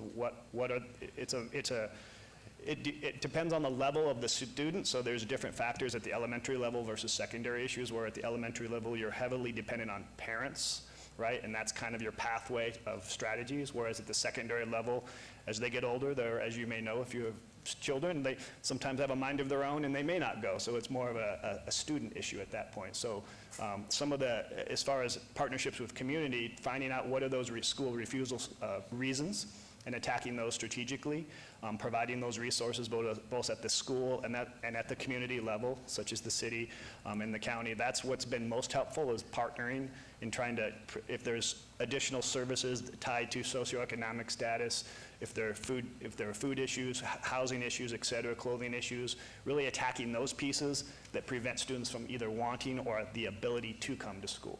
And so those are some of the strategies I mentioned in the report earlier. The home visits have been a huge thing. That not just because we're knocking on doors and not in a big brother fashion, if you will, but really building those relationships and working with the parents and the guardians to what can we do to help you have your child come to school more frequently. Hopefully that answers your question. And I hope that I have you on the hook to provide us a past school year with this school year data dive, just so that we can see, did it help? Was it a fluke? And also compare to other schools that may be in Ward 3 as well in the similar state last year, that maybe their chronic absenteeism didn't change, their rates didn't change, but then the schools that we selected, I don't know, I'm just trying to make sure that we're being thoughtful and intentional, and that the investment is worth making again. So, you know, we like to make sound decisions up here, and if it can be replicated, if we found it was successful, we just want to kind of know where we stand with it. So that's why I bring it up. Thank you. Good questions. And Councilwoman Bruni, please. Thank you, Mayor. So thank you for the presentation. Thank you for being here. I have a couple of requests if you're taking them around the presentation of data. So I love the data that's being presented, but for me, in order to figure out what my colleague was saying, like where do we need to focus resources, I found myself flipping back and forth between the pages. So it'd be really helpful to have, for every specific indicator, one graph that compares all the jurisdictions, because when I look at Vegas versus Clark County, we are significantly lower in graduation rates for our special ed students and our African American students. So now I'm wondering, why is that? Where can we direct resources in our Las Vegas schools to support maybe some of those students? So if we could compare every jurisdiction. And then, thank you for the data on STEM.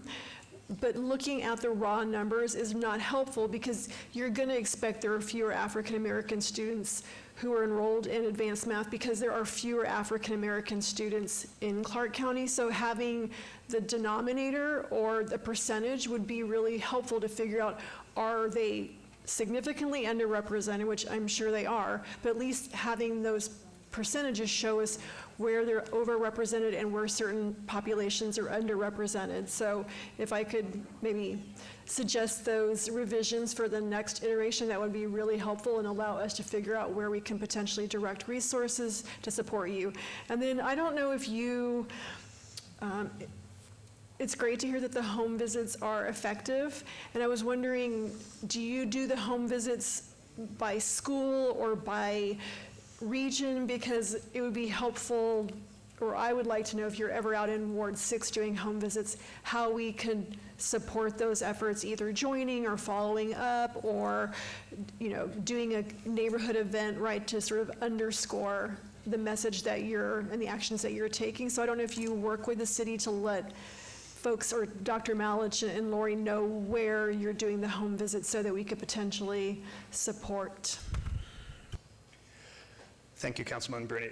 I don't have an exact answer to that last part as far as if the Educational Services Division, the department of the school district that oversees that, how close they're communicating with the city, but that's a great suggestion and question. I'll bring that back to Superintendent McPartland and we can get back to you on that one. So that's a great piece. In terms of your previous question regarding the home visits, schools themselves have, depending on their funding level at each school, they can decide that they want to do home visits themselves. So there are several of my schools, for example, that I support that have a dedicated personnel for that purpose.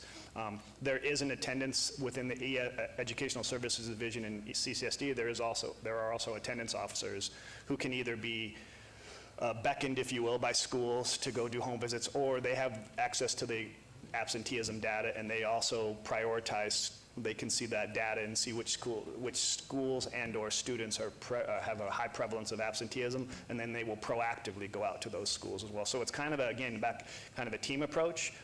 It is coordinated. Schools can reach out to the attendance officers and the ESD division, but they're also looking at the data and trying to act as well.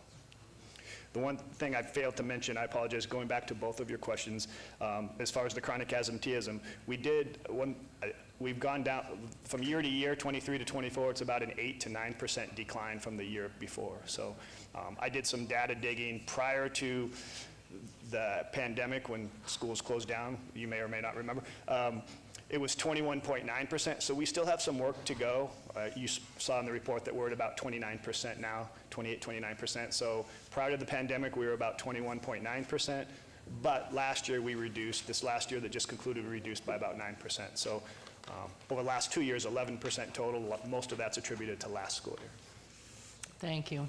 Thank you very much. Appreciate your visit and comments. Thank you. Thanks. Thank you. Okay, we will now move on to 71, a report by Sherry Shoup, Assistant Fire Chief, regarding an overview on the Las Vegas Fire and Rescue Fire Prevention Division's current scope of activities and plans to support some of the city's developing programs. The birthday man. We actually have some materials for you. So again, good afternoon, Mayor and Council. Fernando Gray, Fire Chief, for the record. I have the privilege and honor to basically introduce Assistant Fire Chief Sherry Shoup. Most of you already know Sherry. Again, she's a trailblazer, not only in our department, but in our community. She's been here for over 22 years, credentialed fire marshal, graduate of the Executive Fire Officer Program. And today what she's going to do is provide you with an overview of the fire department's fire inspections division. In that particular overview, basically she'll provide you with some metrics related to the activity levels of her team, and also again some outcomes as it relates to how we're making our community safer. So without any further ado, I'll pass it over to Chief Shoup. And thank you, Chief, for all that you do. We're so grateful that you came here. Thank you. Thank you, Chief Gray. Good afternoon, Madam Mayor and council members. I'm Assistant Chief Sherry Shoup. I'm the fire marshal for the city.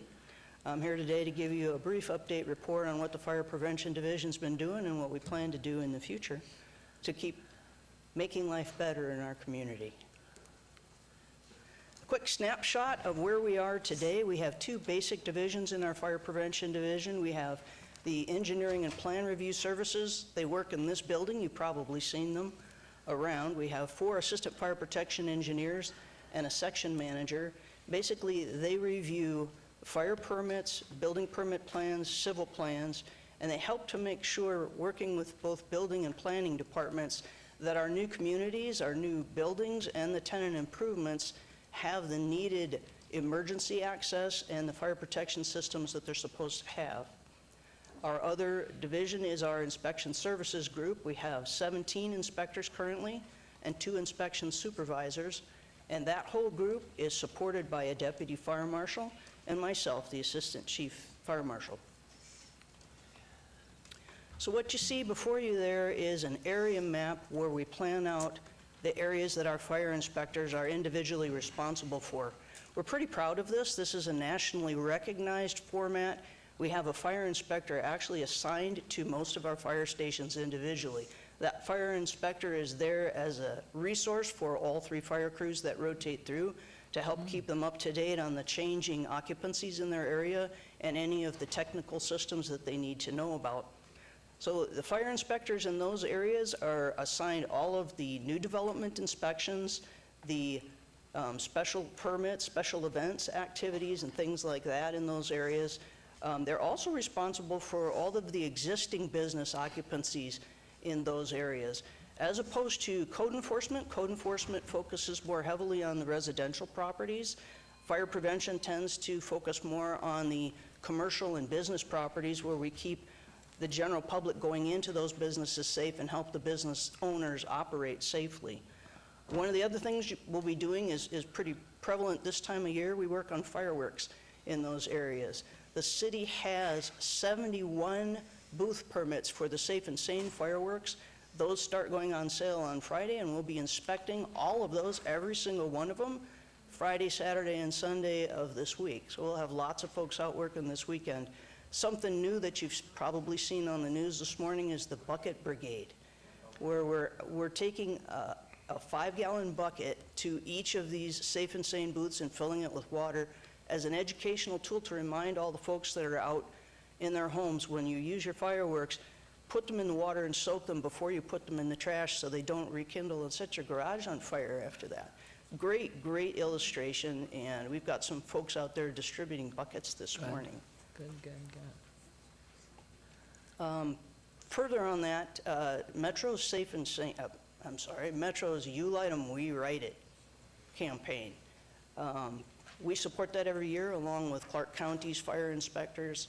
That'll be on 4th of July only this year. We're going to be working all night. We will actually have more than half of the Fire Prevention Division out working the entire night to support Metro in that. They've changed the format. Madam Mayor would be a little bit happy to hear this. They've changed the format a little bit this year. I think it's going to be way more effective. We've already seen a huge bang for our buck. So we're really excited about that. Okay. We'll have a report on the results of it right after 4th of July for everybody. Here's just a snapshot of totally what we do in 2022, 2023. You can see that we've done quite a few plan reviews each of those years. I just wanted to call out a few numbers on this slide. In the development inspection area, you'll see that I separated out the residential fire sprinklers from all the other construction inspections. You can see that the sprinkler inspections for residences exceed all the other construction inspections combined for fire prevention. And I wanted to actually take a moment to thank the council for that, both current and past members, because in 2019, that's when you supported the initiation of sprinklers in all new residential dwellings. You can see just in these 2 years what an impact that has on the safety of the community. Adding fire sprinklers to the residences has an impact on our workload as well, but we're getting out there and getting those done. That's a lot of new houses with sprinklers in them. We do business license inspections. We respond to customer complaints, the special events that are all out in your wards, and State Fire Marshal requested inspections. The other number that I really want to draw your attention to is the existing buildings and operational permits. That's where our true hazards are located. Our known hazards are operating businesses that are already there, already have people in them. In 2022, we had over 12,000 of those inspections, and in 2023, over 10,500. That's where we're really out there in the community finding stuff that needs to be corrected and made safer. So these numbers are important, but they're just activities. To me, one of the most exciting numbers is this number. This is what we're really doing while we're out there. This is the actual number of documented and corrected life safety violations for 2023 for the Fire Prevention Division. Each one of those is a fire code violation that an inspector noted, educated a business owner, and worked together to correct it and get it fixed in 1 year. So, and that's across all wards. It doesn't matter if it's newer or older. We have equal rights as far as helping folks keep it safe. What do those violations look like in those existing businesses? They range the full gamut. Fire alarm system problems, obstructed sprinkler systems. The one in the lower left, that's actually duct work that hasn't been cleaned in probably years in a restaurant, where it's accumulated a ton of grease and just waiting to catch on fire. The more items that you'll see is all kinds of improper storage that can contribute to a fire, whether it's foam or tires or furniture or actual hazardous chemicals. This is one of the things that the fire inspectors do to keep our fire crews safe as well. When we find these things, working together with code enforcement to get these things cleared up so that nobody gets hurt. And these, working with both building and code enforcement, we find construction without permits pretty regularly. We assist code enforcement with hoarding conditions in residential properties. We find electrical overloads all over the place. We've got a lot of our work's cut out for us. We have a lot to do. And we also participate in educating the public. A lot of people don't realize that our inspection process is educational up front. We have a lot of tools in our tool belt, but education sticks longer than giving spankings. So we have a tendency to try to teach the businesses, try to teach the families, try to teach the kids, because then you're accountable for your own safety. We participate with a lot of other full department events. You see us at open houses.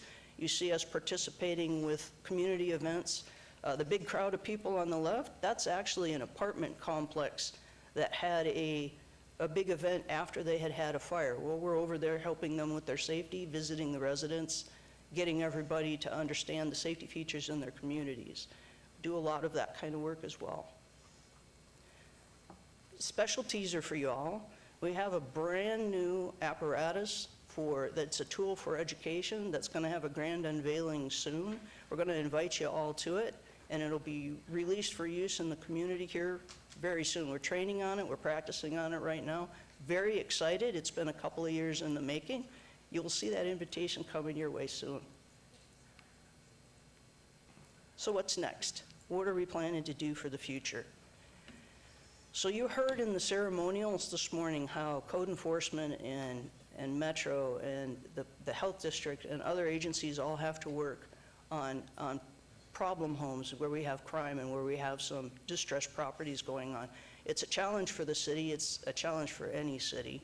Your city management group has been doing a great job putting together a team of people from all different departments and different agencies to try to come up with a process for intervention rather than the onesie-twosies, but developing a process where we're all streamlined and we're all on the same page for getting involved with the properties that are in a decline.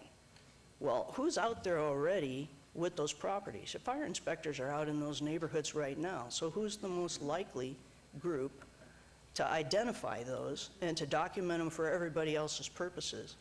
So what we're planning to do, after working together and brainstorming, we had IT work together with us to put a new grid in our inspection process that was originally designed for commercial properties, but we're going to include both residential and commercial. We're going to be identifying and recording the condition of those properties and then making that data available constantly to all the other departments and the task force team that's being developed to address the declining properties. We'll be re-inspecting them multiple times a year so that the data is kept fresh, so that trends can be discovered, so that if there's good outcomes happening from programs that the city starts doing, we're able to determine it's going the right direction. And each inspector is going to continue to add new records as we find them. As they're reported in the fire station, if we have problem properties, we communicate with Metro a lot as well. We work with code enforcement as well. We will include those records in our database program so that they can be captured by everybody else who is gathering that data for their programs. Our team members and stakeholders will be able to draw reports or dashboard data as often as they need because we'll be keeping it constantly updated. So that's what we have going on. I thank you for my few minutes to talk to you. Thank And you. Any questions from anybody? Yes, I'm sure we do have some. Can you answer first off, how are you doing on recruitment? For fire prevention? For staffing overall? Sherry Shoup, Fire Marshal. Madam Mayor, I can tell you that the fire chief has a really good answer for that question because he's right. And he's smiling, and he's smiling. He is on top of that. So again, Fernando Gray for the record. Mayor, I think that's a really good question. When you talk about recruitment, staffing, that's something that we always have to be considerate of. Right now, we're actively hiring. I will say that we've been very, very aggressive in our posture to get out in the community and again, make sure that people know that the fire department is a good opportunity for folks. So I will say that I did get an update recently as Monday. We already had about 1,500 applicants for firefighter positions. So again, the goal will be to again accumulate and get as many people that really want to be firefighters into that pool of applicants and then start running them through our process. So again, very good question. Well, and two, because of your great report, I mean, it's just, you ought to always think of personnel because you need personnel to go do what your data has indicated there. And without I would tell you too, Mayor, that as far as our vacancy rate, again, right now it's less than 10%. I don't believe, Chief Shoup, in your area, you don't have any vacancies right now, but you do have one coming up with the retirement, correct? Yes, sir. So again, mainly the majority of our vacancies are in operations, but at the end of the day, again, I think we have a really good plan to make sure that we're addressing those. Wonderful, wonderful. Well, let me open it up. Comments, please, Councilwoman? Well, you go first. You're right there. Thank you, Mayor. So first of all, Chief Shoup, I feel like we should add community outreach specialist to your title because you're at every event that I go to, and I want to thank you for being so gracious to always coming to my community events and representing our Las Vegas Fire and Rescue family so well and being so gracious with all the questions. My question is, you mentioned that you have 71 booth permits for fireworks. Is it possible to maybe send the city council a list of where those sites are, or is there some sort of permit? So, because I imagine there are some fly-by-night pop-up ones. So if we see some in our area, or ones that look more questionable in our wards, is there a number that we can call, or could we compare where there are the permits versus where we're seeing them to then alert you to the fact that somebody's selling them out of their truck bed and they don't have a permit? What's the process that you could recommend, please? Sherry Shoup, Fire Marshal, through you, Madam Mayor. Councilman Bruni, yes, we do. We have a spreadsheet that actually has all the addresses on it, and each one of those will have a permit, and I can forward the spreadsheet to all the council members if you would like to have a copy of that. Wonderful, thank you. Yes, please, comment. Yes, go, please. Thank you, Mayor. Thank you very much for the presentation, and I'll second what Councilman Bruni said. Every time I work with children, I always ask for a fire truck to be there because it makes me look super cool. And I think it's a great way for future recruitment, and your people always do a great job at representing Las Vegas Fire and Rescue and recruiting future talent. My question is on and this might be for Deputy City Manager Hacker too, for the task force that's being put together to look at problem areas. Once you identify, if, let's say, Fire and Rescue identifies issues and Code identifies issues and Metro identifies issues, who's the point of contact? Who's the person that's going to say, let's resolve this? Who's in charge?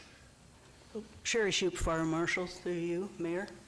That's what's being formulated right now as the team is put together. Since it's a multi-departmental and multi-agency effort, and it's a little different between residential properties and commercial, the lead is probably going to be different for each one, but once we make a consistent process that gets activated anytime one of those properties is identified as beginning to decline, so we can capture it and pull it back and keep it from going to the position where it's got holes in the roof and it needs to be knocked down.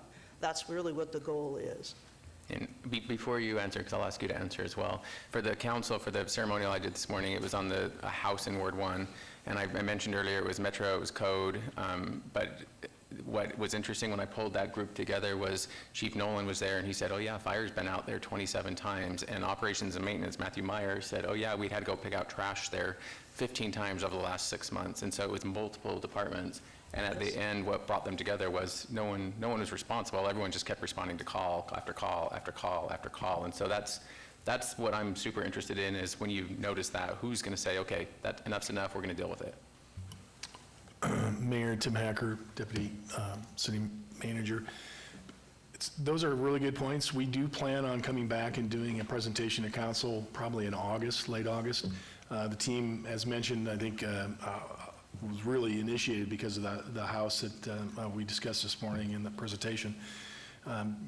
Is with IT's help, they've pulled together now data sets to build dashboards to allow, as Chief Shoup has mentioned, all elements of the city that deal with property and property maintenance are now feeding information into that, plus Metro, of course, and fire in addition to that. So we're in the process of testing those data sets and those dashboards, so we're not really ready to unveil it yet, but it's coming soon. And Chief Shoup, I think, was really accurate in her assessment based on the property type, based on which one of our departments will be lead, but again, they'll have the full resources and support of all the other departments. Late August? Late August is the unveiling? I'm sorry, I didn't hear. Late August is the unveiling of that? That's what we're shooting for, is late August, maybe early September. Okay. Because we want to make sure the data is accurate, we want to make sure that it's being reflective. As Chief Shoup said, it's not, not necessarily targeting the property, it's a green, yellow, red system. Red system is usually the properties that are so bad, they're probably going to have to be raised, torn down. So it's really looking at those properties that are slipping into the yellow zone before they get to the red is really where the team has been trying to focus their efforts on. And I think that's going to help, rejuvenate some properties and hopefully, return them to a usefulness for the neighborhood. So, but we'll have that presentation. I think end of August is what we're shooting for. Okay, thank you. Thank you very much. Councilwoman Diaz. Thank you, Madam Mayor. And I remember being freshly elected 5 years ago, 2019. We held a meeting with community neighborhood groups that were concerned about homes becoming squatter homes. And this is basically hitting on that point. And their plea to us was to try to streamline and ensure that there was a collective effort to triage, stay on top of it, and help neighbors also navigate it, because they get confused as to MPT's point, who's taking the lead, who's doing what, how are we making this concerted effort to keep the safety of the neighborhood top of mind, because that's kind of what unravels when folks are trespassing that shouldn't be in a home. Then it creates so many complicated public safety issues for the adjacency, and fire being at the top of one, but also there's other things that then that home kind of is harboring, and I won't get into the gnarly details because it would take the rest of the meeting, but I just hope that we don't lose sight that, one, we need to also make sure that information is easily accessible for our council offices, so that when we're getting these calls from our neighbors, we can clearly articulate we're on top of it, it's in this stage. Whatever we're able to share, I think is helpful, because that way it's going to prove to our neighbors that we're trying to move the needle on this front that is so very frustrating to many of our neighbors in our neighborhood. So just wanted to make sure that we didn't lose sight of that. And then two, I wanted to also sing praises to fire, because you have been so amazing in raising issues with properties that aren't kept up to code to keep the most vulnerable in our community safe. And so I just want to say publicly that our own firefighters who have tended to a fire multiple times in the same dwelling structure for seniors in my ward was raised by the firefighters that care about the safety of our seniors, that are sometimes the least mobile, that are sometimes the ones that are not going to make the best decisions in a time of crises, and how they're flagging some residential properties that aren't up to speed in this area, and how we need to make some changes and tweaks to keep our most vulnerable populations safe as well. So I just wanted, again, sing praises to our fire team for being ahead and not wanting to see a tragedy happen, especially not on our watch. So thank you so much, and as much as that can come to us so that we can triage it and make the corrective action and changes or push people to, I think it just is going to be a better outcome for the most, and hopefully we don't have a 5-fire alarm down the road and loss of life, and that's what we don't want to. So all of your work in this vein is so important, because it is life-saving. Thank you so much. Thank you. Councilwoman Polinsky, anything? Yes. Thank you, Madam Mayor. I'll keep my remarks brief. Chief Shoup, thank you for your presentation. Always a pleasure to have you here.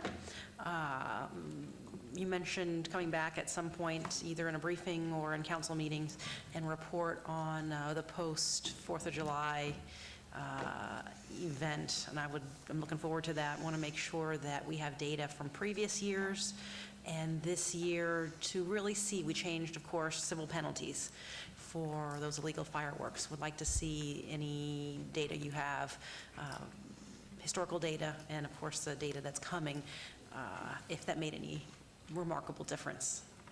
We can all guess, but the data will tell. Thank you. And again, thank you very much for the report. My biggest concern is cybersecurity and safety of our community in the event that we're unable to communicate because of what's happened to technology. So through our city manager, but specifically, safety is first. Safety is first and second and third and fourth and forever.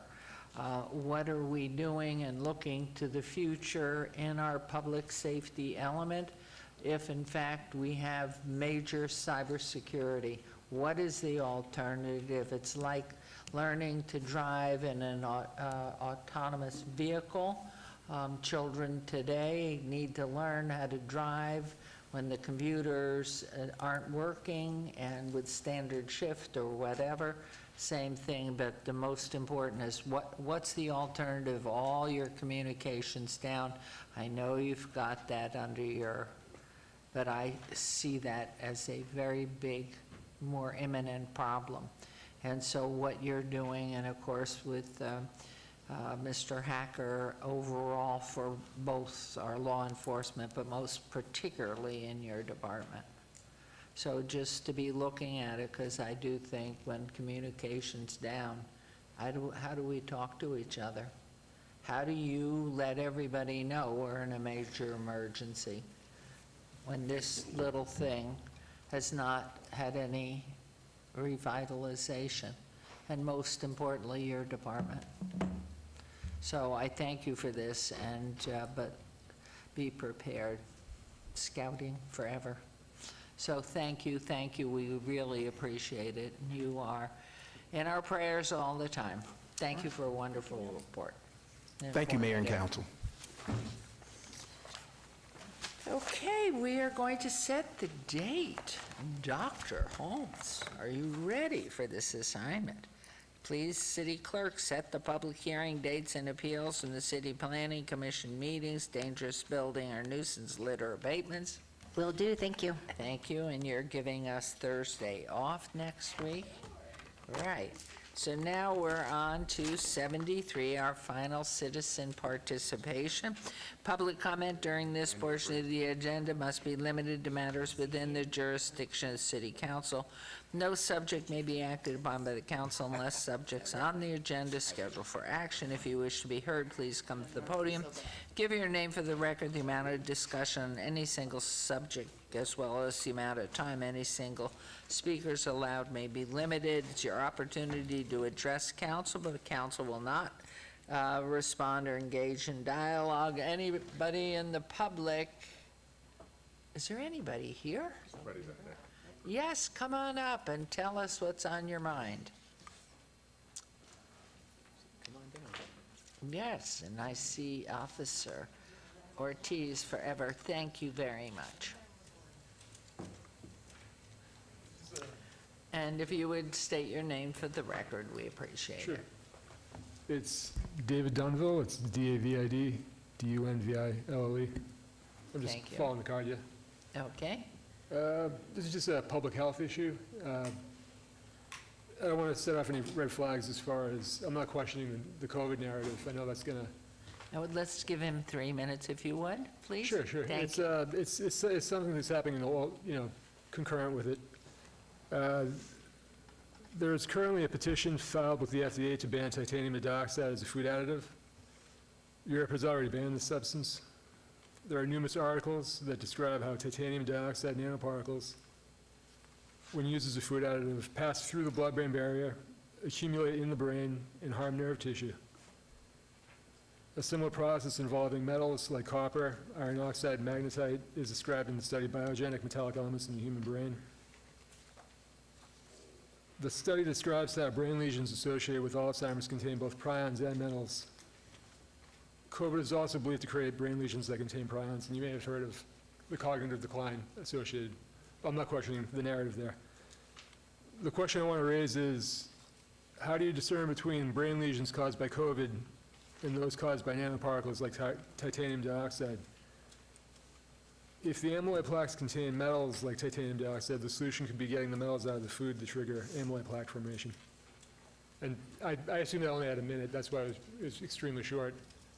But basically, this substance, it's in candy coatings, white pigment in food, packaging material. It's completely banned in Europe. They understand that this material, it builds up in the body. You may have heard of amyloid plaques, which are Alzheimer's brain lesions. This substance is known to pass through the blood-brain barrier. And that's it, basically. It's basically, I don't know what the word would be, is advanced the word? The FDA has a pending, All right. what would you call it? There's a, I think the term is, petition, but it's currently, it's just stuck in limbo. Those are my comments. Thank you for your comments and for coming down. Appreciate it.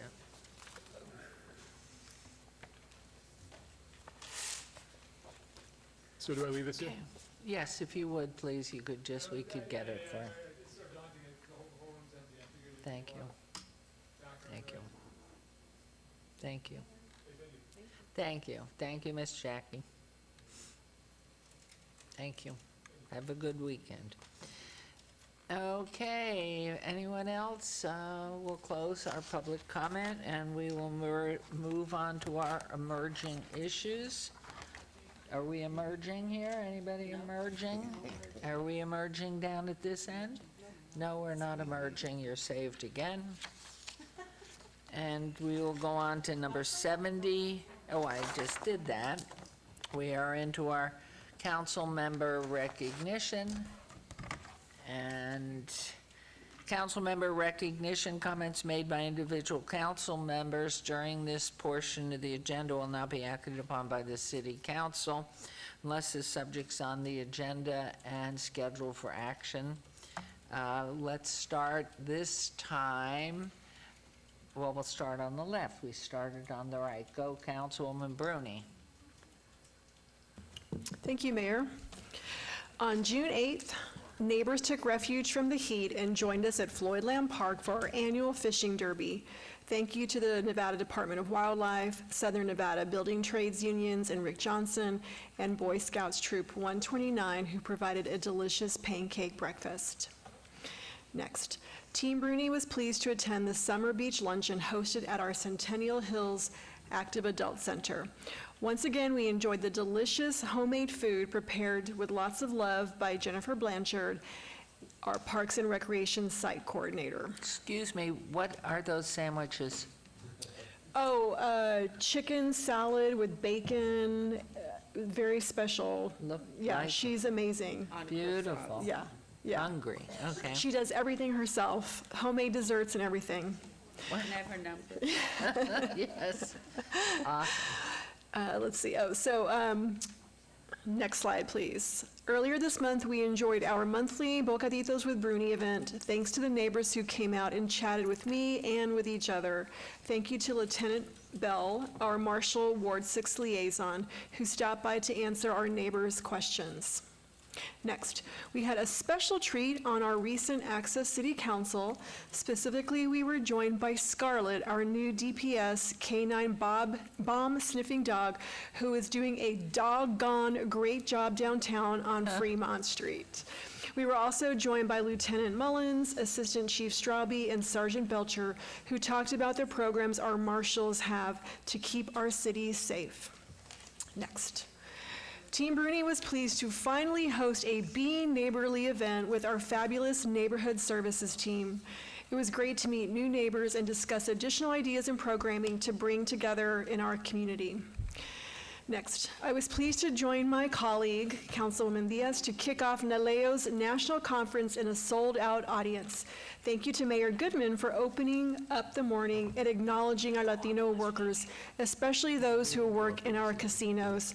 Fun fact, Latinos account for 35% of the food gaming accommodations workforce. They are the backbone of our economy.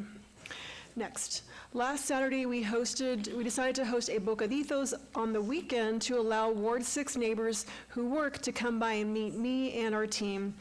Thanks to our marshals, Metro, and our senior community advisory board members for coming out. This week, we hosted a senior housing event to talk to seniors about housing options. Thanks to Ovation, the Southern Nevada Regional Housing Authority, and our city senior services team, Olga Flowers and Greg Gray, for coming out and answering questions. It is clear that seniors are also being affected by rising rents in our valley. Looking ahead to special events in Ward 6, I wanted, join Councilman Alan Polensky and myself on Thursday, July 4th for our annual fireworks display, Blast Off in the Basin. We'll be there at 7 o'clock at Buckskin Basin Park. Bring lots of water and snacks. Then, next slide. On July 11th, we'll be hosting our monthly Bocaditos from 9 to 11 at our Centennial Hills Y office. Next. Join us on Friday, July 26th for our Splash Back to School event at our Centennial Hills Y from 5 to 7 p.m. Next. And as always, we want to hear from you. You can text us at 702-229-5463 or email us at ward6lasvegasnevada.gov. Thank you. Thank you. Councilwoman Steeman. Thank you, Madam Mayor. We had another successful breakfast buzz in Ward 2 Biz. We celebrated Captain Lepore's retirement announcement from the Las Vegas Metro Police Department and honored him with the proclamation from the Las Vegas City Council. Next. Thank you to the Sandpipers of Nevada for inviting me to the U.S. Olympic swimming trials. We have great swimmers from our team going to Paris for the Olympics. We're so excited about that. Next. I was happy to host the Relay for Life of Southern Nevada Take Back Your Day Survivors Mixer at City Hall's Now Cafe in conjunction with National Cancer Survivors Month and the American Cancer Society. This event honored survivors, celebrated life, and remembered those lost to cancer. I was happy to have my nephew with me whose father survived cancer. Next. We celebrated Assistant Sheriff Sasha Larkin's retirement from Las Vegas Metro Police Department. It was an extraordinary occasion, and I was able to present her with the proclamation from the mayor and city council, and Governor Lombardo presented her retirement credentials in honor of her distinguished 25-and-a-half-year career. Next. Next, we have our human trafficking prevention event, June 27th, which is actually tomorrow at ICLV, International Church of Las Vegas, on West Cliff Drive. If you would like to come, please RSVP at ward2@lasvegasnevada.gov. And our next Breakfast Buzz and Ward 2 Biz will happen July 13th, 9 to 10 at our Veterans Memorial on Pavilion Drive. And once again, if you RSVP, it's always better, so we have enough breakfast for everyone. And then our Adopt a Pet, we have Jack, who is about 3 years and a month old. He's 68 pounds and looking for a forever home. And then we have Hazel, a domestic short-hair female, about almost 4 pounds. She's about 4 months old. So if you would like to adopt these or any other animals, there's plenty of places here. We've got Nevada SPCA. We have the Animal Foundation. There's plenty of places. You can contact the Nevada SPCA at info@nevadaspca.org. If you would like to get the word out about your Ward 2 business and be a part of our Small Business Saturdays, please contact us at 702-229-2420. If you have any issues in Ward 2, don't hesitate to contact my office, again, at that number, 702-229-2420. Thank you, Madam Mayor. Thank you. Councilman Creer. Thank you, Madam Mayor. Our second annual youth golf experience took place this past Saturday at the Municipal Golf Course, AKA Muni, for those of us that have been there for a while. It was a really, really huge success. I want to thank Chrissy Garnis, our special events team, my Ward 5 staff, the UNLV PGA Golf Management Program, Southern Nevada Junior Golf Association, and the Southern Nevada Golf Association for collaborating with us once again to teach our youth the fundamentals of golf, and also the PGA professionals who work around the city came out and volunteered their time as well. So thank you all. The annual Hoops for Hope basketball camp with former NBA player C.J. Watson and the Quiet Storm Foundation will take place at Doolittle Community Center July 11th through the 13th for youth 4th to 8th grade. The Watson family continues to provide this event to teach youth the fundamentals of basketball and then some. For more information about this event, contact Kathy Watson at Kathy, C-A-T-H-Y, at quietstormfoundation.org. The West Las Vegas Performing and Visual Arts Camp will have its final summer performance at the West Las Vegas Library on Friday, July the 26th at 6:30 p.m. and Saturday, July 27th at 2 p.m. These performances are really, really, really good. They're very energetic. They're full of excitement, costumes, and colors. They do an amazing job. And don't forget, you can always get in touch with us at our Ward 5 office. Subscribe to our newsletter, contact Tanya, and always check us out on social media. Thanks. Thank you very much. Go ahead, Councilman Knutson, please. Thank you very much, Mayor. Don't forget our Ward 1 Summer Splash is this Saturday from 12 to 2 p.m. at Garside Pool. Come join us for free access to the pool, great music by a DJ, and delicious ice cream. And it is also the National Day of Joy. The National Day of Joy is about finding joy in everyday moments. Finding joy, no matter your age, is important for maintaining your physical health, mental health, and overall well-being. So this is your reminder to take 5 minutes and find something to be happy about. And reach out to me any way you like. Oh, the two cuties. Go, Councilwoman Diaz. Thank you, Madam Mayor. I just want to say or start off by saying I'm truly honored and humbled that the voters and residents of Ward 3 have seen our hard work, investment, unwavering dedication, and love for our community, and blessed me with 4 more years to be their public servant. And I just want them to know I'm ready and able to continue the work to ensure that we do all our part to look out for our neighbors and our neighborhoods, listen and address challenges together, and keep the momentum going to move Ward 3 forward in a positive direction. On June 6th, I was so thrilled to be able to be part of the AmeriCorps Award ceremony in the newly opened Atomic Golf, right there adjacent the Strat. And as a former AmeriCorps member, it was truly special for me to join more AmeriCorps members doing God's work in our communities. These hardworking individuals serve as our city in different capacities in education and community outreach programs, and collectively, they have directly served 1,844 residents this year. Special congratulations to Armina Guelas, who received the AmeriCorps Member of the Year Award for her outstanding contributions to our community as a community navigator. If you all know of someone who would be very interested in becoming an AmeriCorps member, please let them know about the program, and they can go just Google it and they'll find it on our city website. We do need more folks. We have the capacity, so I hope that folks will look into this amazing opportunity. I want to also wish Carson Kitchen a very happy 10th anniversary. On June 12th, I was there, and I was thrilled to present Corey Harwell with a certificate of recognition in honor of the 10th anniversary of this iconic downtown Las Vegas restaurant, Carson Kitchen. I had the opportunity to thank him on behalf of the council and the mayor for his contributions to the downtown Las Vegas community in delivering excellent service, unique food, and true Vegas hospitality. So I told Corey, I hope that I'm still around when he hits his 10th mark in 10 more years for a total of 20. And so thank you for staying the course. I know that it was hard through the pandemic, and it still continues sometimes to be a challenge, but the proof is there that it can be done.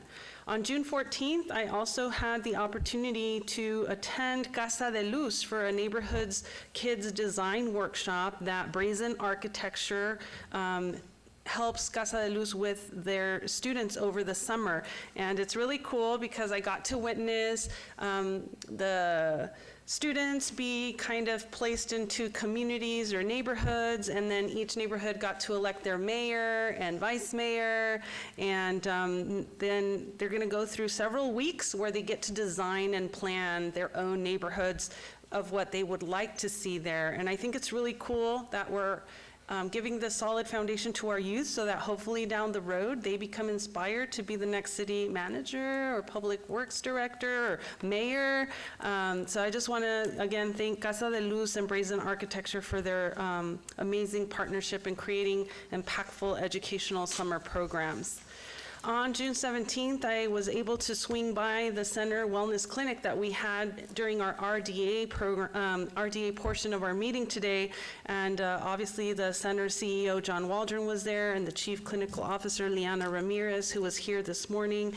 They gave us this tour. I was tickled that their doors are purple. You know I love purple, but I'm more excited about the work that's coming to our community via everything we heard about primary medical care, sexual reproductive health, gender affirming care, future services including pharmacy, labs, mammograms, etc.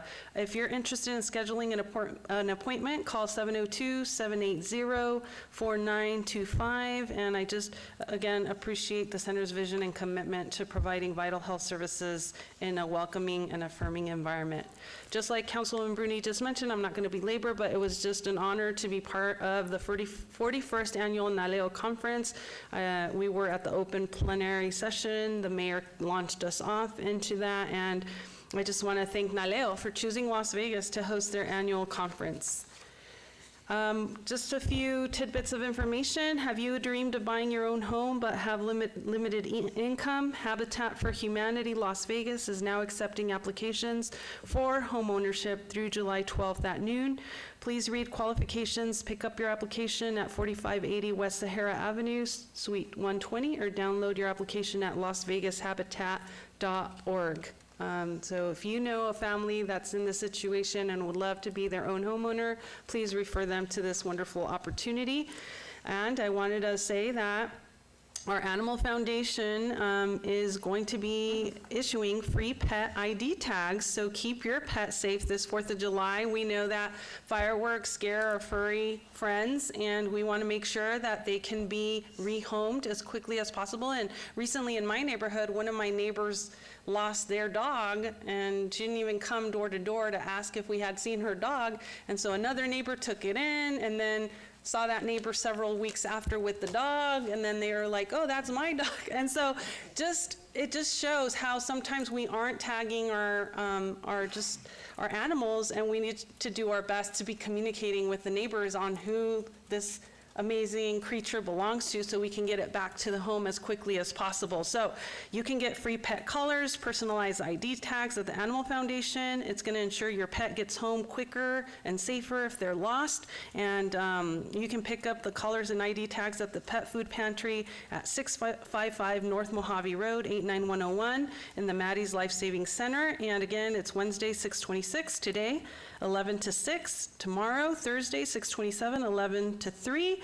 And Sunday, 6:30 from 11 to 3 p.m.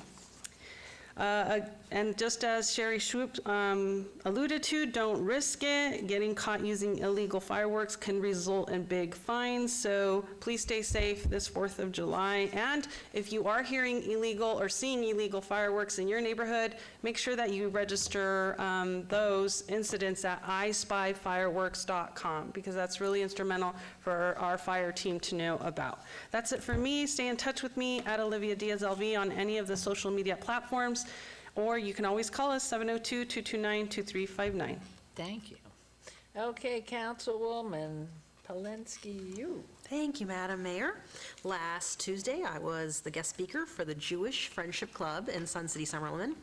I had a great time meeting with the members and providing an update on Ward 4 events and all that's been accomplished in the last 18 months when Councilwoman Bruni and I took office.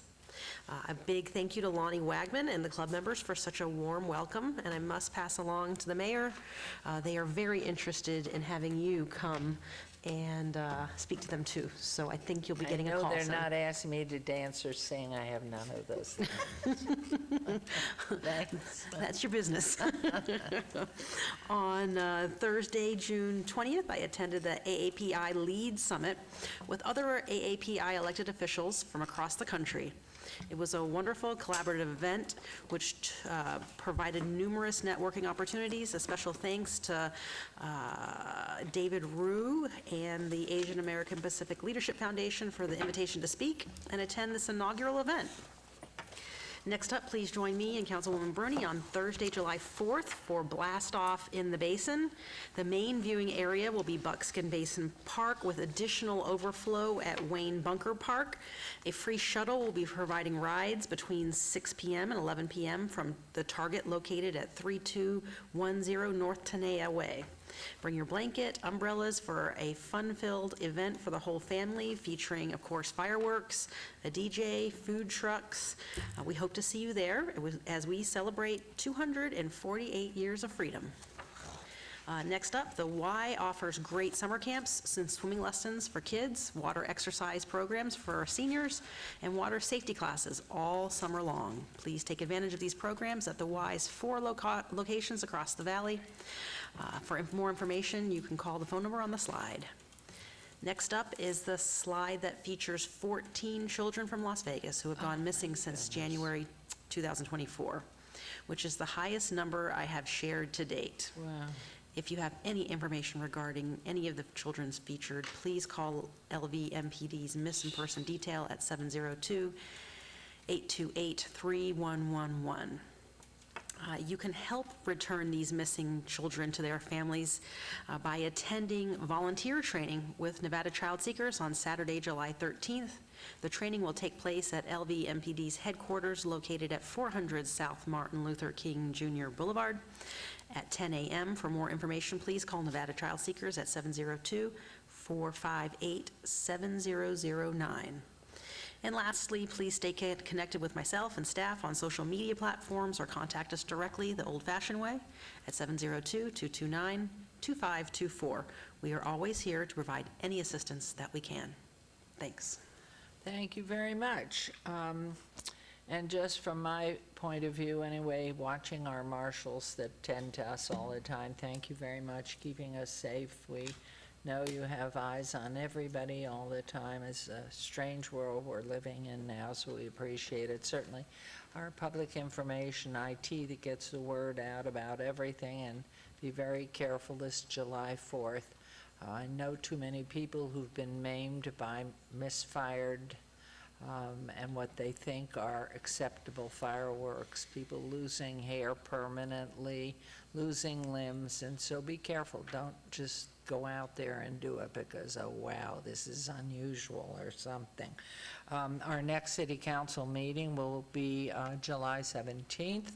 And I do want to let you know, of course, because you can't escape it, of course, tomorrow night at 7 p.m. Is our presidential debate. And so if you're watching it, certainly, hopefully, it makes you think about what are the questions that are important to me in my country and in my community, and that you're a knowledgeable voter if you're a voter, and if you're not of age yet to vote, learn something because it's your community. Tomorrow, we have the League of United Latin American Citizens coming into town for the national convention. So back to back, we have really become a site where the conventions want to hear and come and locate in Las Vegas and see the wonderfulness that we're beginning to provide. There's a block, a political block that's really becoming alive in the Latino Spanish-speaking community in this country. So it's very, very important.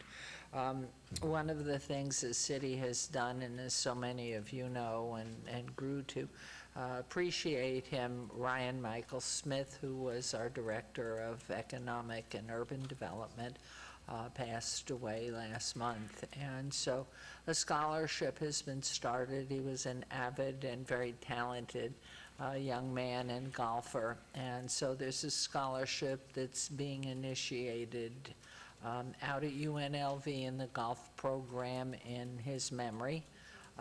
And so that will be, you can find that, it's Ryan Michael Smith through the golf program at UNLV if you care to help on that. And be careful in the heat is what I can tell you. It is exceptional. It's going to stay here for a while. Make sure that you drink plenty of water. And certainly have a wonderful time. We're going to hope that you're all safe on July 4th. We will not be meeting as a council again until the 17th because of that holiday. It's going to be a lengthy meeting. You probably need to make sure that you know that some of the time will be online, that you can find out after what hour the issues you're interested in hearing about will be heard. So pay attention, be part of our community. It is exceptionally wonderful, and it's because we are all caring for each other and trying to make it a better place. And to our city manager and his entire staff, certainly our attorneys, all of our attorneys, and for those who have, to my right, two of you will be sworn in on the 17th for a second term. Are you ready? I think so. Yes. Okay, well, too bad it's done now. Wonderful. They've done a great job, and that's why. So, but pay attention. Tomorrow night will be tomorrow night. And so this meeting is adjourned. Thank you all. Stay safe. Have a great day. Yes, thank you. See you all. Okay.